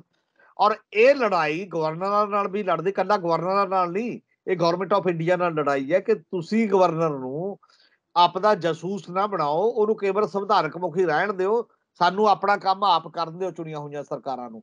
ਇਹ ਸਾਰੇ ਹਾਲਾਤ ਇਹ ਦੱਸਦੇ ਨੇ ਕਿ ਏਜੰਡਾ ਫੈਡਰਲਿਜ਼ਮ ਦਾ ਸਭ ਤੋਂ ਇੰਪੋਰਟੈਂਟ ਏਜੰਡਾ ਹੋਏਗਾ 24 ਦੀਆਂ ਇਲੈਕਸ਼ਨਾਂ 'ਚ। ਔਰ ਜੀ ਉਸ ਏਜੰਡੇ ਦੇ ਇਰਦ ਗਿਰਦ ਉਹ ਵੀ ਇੱਕ ਏਜੰਡਾ ਹੋਏਗਾ, ਦੂਜਾ ਰੁਜ਼ਗਾਰ ਦਾ ਏਜੰਡਾ ਹੋਏਗਾ, ਤੀਜਾ ਜਿੰਨੇ ਵੀ ਲੋਕਾਂ ਦੇ ਕਾਰੋਬਾਰ ਠੱਪ ਹੋ ਰਹੇ ਨੇ, ਖਾਸ ਤੌਰ ਤੇ ਕਰੋਨੀ ਕੈਪੀਟਲਿਜ਼ਮ, ਜਿਹਨੂੰ ਰਾਹੁਲ ਗਾਂਧੀ ਨੇ ਇਹ ਗੱਲ ਨੂੰ ਕਾਫੀ ਹੱਦ ਤੱਕ ਕਲੀਅਰ ਕੀਤਾ, ਜਿਵੇਂ ਕਿਸਾਨ ਅੰਦੋਲਨ ਨੇ ਕੀਤਾ ਸੀ ਕਿ ਸਾਨੂੰ ਕਾਰਪੋਰੇਟ ਮਾਡਲ ਨੂੰ ਵੀ ਚੈਲੰਜ ਕਰਨਾ ਪਏਗਾ। ਕਾਰਪੋਰੇਟ ਮਾਡਲ ਨੂੰ ਰਾਹੁਲ ਗਾਂਧੀ ਕਰਦਾ, ਪਰ ਉਹਨੇ ਇੱਕ ਡਿਸਟਿੰਕਸ਼ਨ ਜ਼ਰੂਰ ਕਰਤੀ, ਜਿਹਨੂੰ ਲੋਕ ਸ਼ਬਦ ਕਹਿੰਦੇ ਕਰੋਨੀ ਕੈਪੀਟਲਿਜ਼ਮ, ਕਿ ਦੋ ਬੰਦਿਆਂ ਨੂੰ ਸਾਰਾ ਕੁਝ ਦੇ ਦਿਓ, ਬਾਕੀ ਸਾਰਾ ਕੁਝ ਮੀਡੀਅਮ ਤੇ ਸਮਾਲ ਸਕੇਲ ਇੰਡਸਟਰੀ ਵੱਲ ਕੁਝ ਨਾ ਝਾਕੋ, ਉਹਨੂੰ ਬਿਲਕੁਲ ਬਰਬਾਦ ਕਰ ਦਿਓ, ਜਿੱਥੇ ਲੋਕਾਂ ਨੂੰ ਰੁਜ਼ਗਾਰ ਮਿਲਣਾ। ਔਰ ਇਸ ਲਈ ਇੰਡਸਟਰੀ ਦੀ ਲੋੜ ਹੈ, ਪਰ ਸਾਡੀ ਲੋੜ ਇਹ ਹੈ ਕਿ ਮੀਡੀਅਮ ਤੇ ਸਮਾਲ ਸਕੇਲ ਇੰਡਸਟਰੀ ਤੇ ਫੋਕਸ ਕੀਤਾ ਜਾਏ। ਜਿਹੜਾ ਪਿਛਲੇ ਦਿਨਾਂ 'ਚ ਮੈਂ ਉਹਦੀਆਂ ਪ੍ਰੈਸ ਕਾਨਫਰੰਸਾਂ ਸੁਣੀਆਂ ਨੇ, ਉਹਨੇ ਉਹ ਤੇ ਫੋਕਸ ਕੀਤਾ ਔਰ ਨਹੀਂ, ਉਹ ਇਸੇ ਤਾਂ ਤੇ ਇਹ ਵੱਡਾ ਉਹ ਤਾਂ ਗੱਲ। ਅਮੀਤ ਸਿੰਘ ਜੀ ਇਹ ਵੀ ਗੱਲ ਨਾਲ ਕਹਿੰਦੇ ਨੇ ਨਾ ਕਿ ਜਿਹੜੀਆਂ ਸੰਵਿਧਾਨਕ ਸੰਸਥਾਵਾਂ ਨੂੰ ਖਤਮ ਕੀਤਾ, ਜਿਹੜਾ check and balance the democracy, ਅਸੀਂ ਉਹਨਾਂ ਨੂੰ ਵੀ ਦੁਬਾਰਾ ਨਵੇਂ ਸਿਰੇ ਤੋਂ ਇੰਡੀਪੈਂਡੈਂਟ ਸੰਸਥਾਵਾਂ ਦੇ ਤੌਰ ਤੇ ਕਾਇਮ ਕਰਾਂਗੇ ਜੇ ਅਸੀਂ ਸੱਤਾ 'ਚ ਆਉਣੇ। ਜੇ ਉਹ ਇੰਡੀਪੈਂਡੈਂਟ ਹੁੰਦੀਆਂ ਨੇ ਉਹ ਜ਼ਿਆਦਾ ਬਿਹਤਰ ਹੈ। ਮੈਂ ਇਕਨੋਮਿਕ ਮਾਡਲ ਦੀ ਵੀ ਗੱਲ ਕਰਾਂ, ਜਿੱਥੇ ਕੋਈ ਰੁਜ਼ਗਾਰ ਨਹੀਂ, ਜਿਹੜਾ ਰੁਜ਼ਗਾਰ ਪੇ ਹੋਣਾ ਹੈ, ਜਿੱਥੇ ਕਾਰਪੋਰੇਟ ਕਲੋਨੀ ਕੈਪੀਟਲਿਜ਼ਮ ਦਾ ਜਿਹੜਾ ਵੱਡਾ ਕਾਰਪੋਰੇਟ ਹੈ, ਜਿੱਥੇ ਅੱਜ ਕੱਲ ਉਹ ਆ ਰਿਹਾ ਨਾ ਇੱਕ ਨਵਾਂ ਸ਼ਬਦ ਆਰਟੀਫਿਸ਼ਲ ਇੰਟੈਲੀਜੈਂਸ। ਹਾਂ ਜੀ ਜੀ ਆਰਟੀਫਿਸ਼ਲ ਇੰਟੈਲੀਜੈਂਸ ਦੇ ਵਿੱਚ ਤਾਂ ਬੰਦਿਆਂ ਦਾ ਰੁਜ਼ਗਾਰ ਧੜਾ ਧੜ ਜਾਣਗੇ। ਔਰ ਉਹ ਕੱਲ ਹੀ ਇੱਕ ਆਈਟੀ ਕੰਪਨੀ ਨੇ 10,000 ਬੰਦਾ ਤੋਰਤਾ ਘਰ ਨੂੰ। ਔਰ ਵੱਖ-ਵੱਖ ਥਾਵਾਂ, ਮਾਈਕਰੋਸਾਫਟ ਨੇ। ਜੀ ਜੀ ਹਾਂ, ਮਾਈਕਰੋਸਾਫਟ ਨੇ, ਤੁਹਾਡੇ ਸਾਹਮਣੇ ਹੈ। ਆਉਣ ਵਾਲੇ ਦਿਨਾਂ ਦੇ ਵਿੱਚ ਹੋਰ ਵੀ ਆਉਣਗੀਆਂ ਇਹੋ ਜਿਹਾ ਸਿਸਟਮ, ਜਦੋਂ ਰੁਜ਼ਗਾਰ ਹੀ ਨਹੀਂ ਬਚੂ। ਇਸ ਕਰਕੇ ਰੁਜ਼ਗਾਰ ਮੇਜਰ ਮੁੱਦਾ ਹੋਊਗਾ, ਕਿਉਂਕਿ ਲੋਕਾਂ ਦੀ ਜ਼ਿੰਦਗੀ ਦਾ ਕੁਐਸਚਨ ਹੈ ਇਹ ਸਾਰਾ। ਸਾਡੇ ਬੱਚੇ ਤਾਂ ਗਲ ਗੂਠਾ ਆ ਕੇ ਚਲੇ ਜਾ ਰਹੇ ਨੇ, ਪ੍ਰਵਾਸ ਕਰ ਰਹੇ ਨੇ, ਵਿਦੇਸ਼ਾਂ ਨੂੰ ਜਾ ਰਹੇ ਨੇ। +2 ਤੋਂ ਬਾਅਦ ਸਭ ਤੋਂ ਬੜੀ ਡਿਗਰੀ, ਜਿਹੜੀ ਡਿਗਰੀ ਬਣ ਗਈ ਹੈ, ਜਿਹਨੂੰ ਕਹਿੰਦੇ ਨੇ ਕੀ ਕਰਦੇ ਹੋ, ਕਹਿੰਦੇ ਆਈਲੈਟਸ ਕਰਦੇ ਆ। ਆਈਲੈਟਸ। ਅਸੀਂ ਉੱਥੇ ਜਾ ਰਹੇ ਹਾਂ। ਇਹ ਸਾਰੀਆਂ ਵੱਡੀਆਂ ਗੱਲਾਂ ਜਿਹੜੀਆਂ ਵਾਪਰ ਰਹੀਆਂ ਨੇ, ਜਿਨ੍ਹਾਂ ਵੱਲ ਅਜੇ ਨਹੀਂ ਮੇਰੇ ਖਿਆਲ ਹੈ ਗੌਰ ਕੀਤੀ ਜਾ ਰਹੀ। ਤਾਂ ਜੇ ਵਿਰੋਧੀ ਤੇ ਇਹ ਤੇ ਗੌਰ ਕਰਦੀ ਹੈ, ਰੀਅਲ ਏਜੰਡੇ ਤੇ ਆਉਂਦੀ ਹੈ, ਤਾਂ ਮੈਨੂੰ ਵੀ ਲੱਗਦਾ ਕਿ ਬਾਕੀ ਲੋਕਾਂ ਨੂੰ ਵੀ ਮੱਤ ਆਏਗੀ ਕਿ ਇਹਦੇ 'ਚ ਵੀ ਗਰੁੱਪਬਾਜ਼ੀਆਂ ਬਾਹਲੀਆਂ ਨਾ ਕਰੋ। ਪੋਲੀਟੀਕਲ ਐਂਬੀਸ਼ਨ ਸਭ ਦੀਆਂ ਹੋਣਗੀਆਂ, ਪਰ ਤਾਕਤ ਪਹਿਲਾਂ ਲੈ ਤਾਂ ਲਓ, ਡਿੱਗ ਜੋ ਕੇ ਬਣ ਜਾਓ ਸਾਰੇ ਰਲ ਕੇ, ਫੇਰ ਸ਼ਾਇਦ ਲੜ ਲਿਓ ਆਪਸ ਦੇ ਵਿੱਚ। ਪਰ ਉਹ ਲੱਗਦਾ ਹੈ ਕਿ ਜਿਸ ਤਰ੍ਹਾਂ ਇਹ ਜਿਹੜੀ ਰਾਜਸੀ ਜਿਹੜੀ ਹੈ ਸੌਦੇਬਾਜ਼ੀ ਦੇ ਲਈ ਹੀ ਇਸ ਤਰ੍ਹਾਂ ਦੀ ਖੇਮੇਬੰਦੀ ਜਿਹੜੀ ਹੈ ਹੋ ਰਹੀ ਹੈ। ਮੈਨੂੰ ਲੱਗਦਾ ਸੱਤਾ 'ਚ ਇਹ ਡਿਨਾਈ ਵੀ ਨਹੀਂ ਕੀਤੀ ਜਾ ਸਕਦੀ। ਹਰ ਇੱਕ ਨੂੰ ਜਿੰਨਾ ਜਿਹਦਾ ਹਿੱਸਾ ਉਹਨਾਂ ਦੇਣਾ ਵੀ ਪਊਗਾ। ਡਿਸੀਜਨ ਮੇਕਿੰਗ ਪਾਵਰ, ਜੇ ਅਸੀਂ ਇਹ ਕਹਿ ਰਹੇ ਹਾਂ ਕਿ ਲੋਕਾਂ ਨੂੰ ਵੀ ਦਿਓ ਨਾਲ, ਤਾਂ ਜਿੰਨੀ ਪਾਰਟੀ ਦੀ ਔਕਾਤ ਹੈ, ਉਹ ਤਾਂ ਹੀ ਚੱਲੂਗਾ, ਅਲਾਇੰਸ ਵੀ ਤਾਂ ਹੀ ਚੱਲੂਗਾ ਵੀ ਜੀ ਭਾਈ ਜੀ ਠੀਕ ਆ, ਆਪਾਂ ਇਕੱਠੇ ਕਰਦੇ ਹਾਂ। ਜਿਹਦੀ ਅਹਿਮੀਅਤ ਹੋਏਗੀ, ਉਸ ਆਧਾਰ ਤੇ ਉਹਨੂੰ ਮਤਲਬ ਤਾਕਤ ਮਿਲੂਗੀ, ਔਰ ਮਿਲਣੀ ਵੀ ਚਾਹੀਦੀ ਹੈ, ਉਹ 'ਚ ਕੋਈ ਦੋ ਰਾਮਾ ਨਹੀਂ ਹੈ।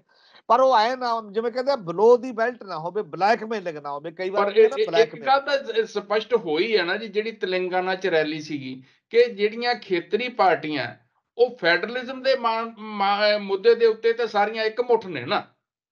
ਬਿਲਕੁਲ। ਉਹ ਚਾਹੇ ਤਲਗਾਨਾ ਜਿਹੜੀਆਂ ਗਈਆਂ ਉਹ ਵੀ ਇਕਮੁੱਠ ਨੇ, ਚਾਹੇ ਤਲਗਾਨਾ ਜਿਹੜੀਆਂ ਨਹੀਂ ਵੀ ਨਹੀਂ ਗਈਆਂ ਵੀ ਗਈਆਂ ਉਹ ਵੀ ਇੱਕਮੁੱਠ, ਔਰ ਬਿਲਕੁਲ ਉਹ ਠੀਕ। ਵੀ ਲਗਭਗ ਚਾਹੇ ਉਹ ਪੱਛਮੀ ਬੰਗਾਲ ਹੈ, ਚਾਹੇ ਉਹ ਈਵਨ ਪੰਜਾਬ 'ਚ ਵੀ ਬਿਹਾਰ ਜੇ ਹੈ। ਇਹ ਨਹੀਂ ਆਉਂਦਾ, ਚਾਹੇ ਅਕਾਲੀ ਦਲ ਵੀ ਹੋਵੇ, ਉਹ ਕਿਹੜਾ ਇਹਦੇ ਤੋਂ ਭਾਜੂ, ਚਾਹੇ ਬੀਜੇਪੀ ਦੇ ਨਾਲ ਸਾਹਮਣੇ ਸਰੈਂਡਰ ਕਰ ਗਿਆ, ਉਹ ਅਲੱਗ ਗੱਲ ਹੈ।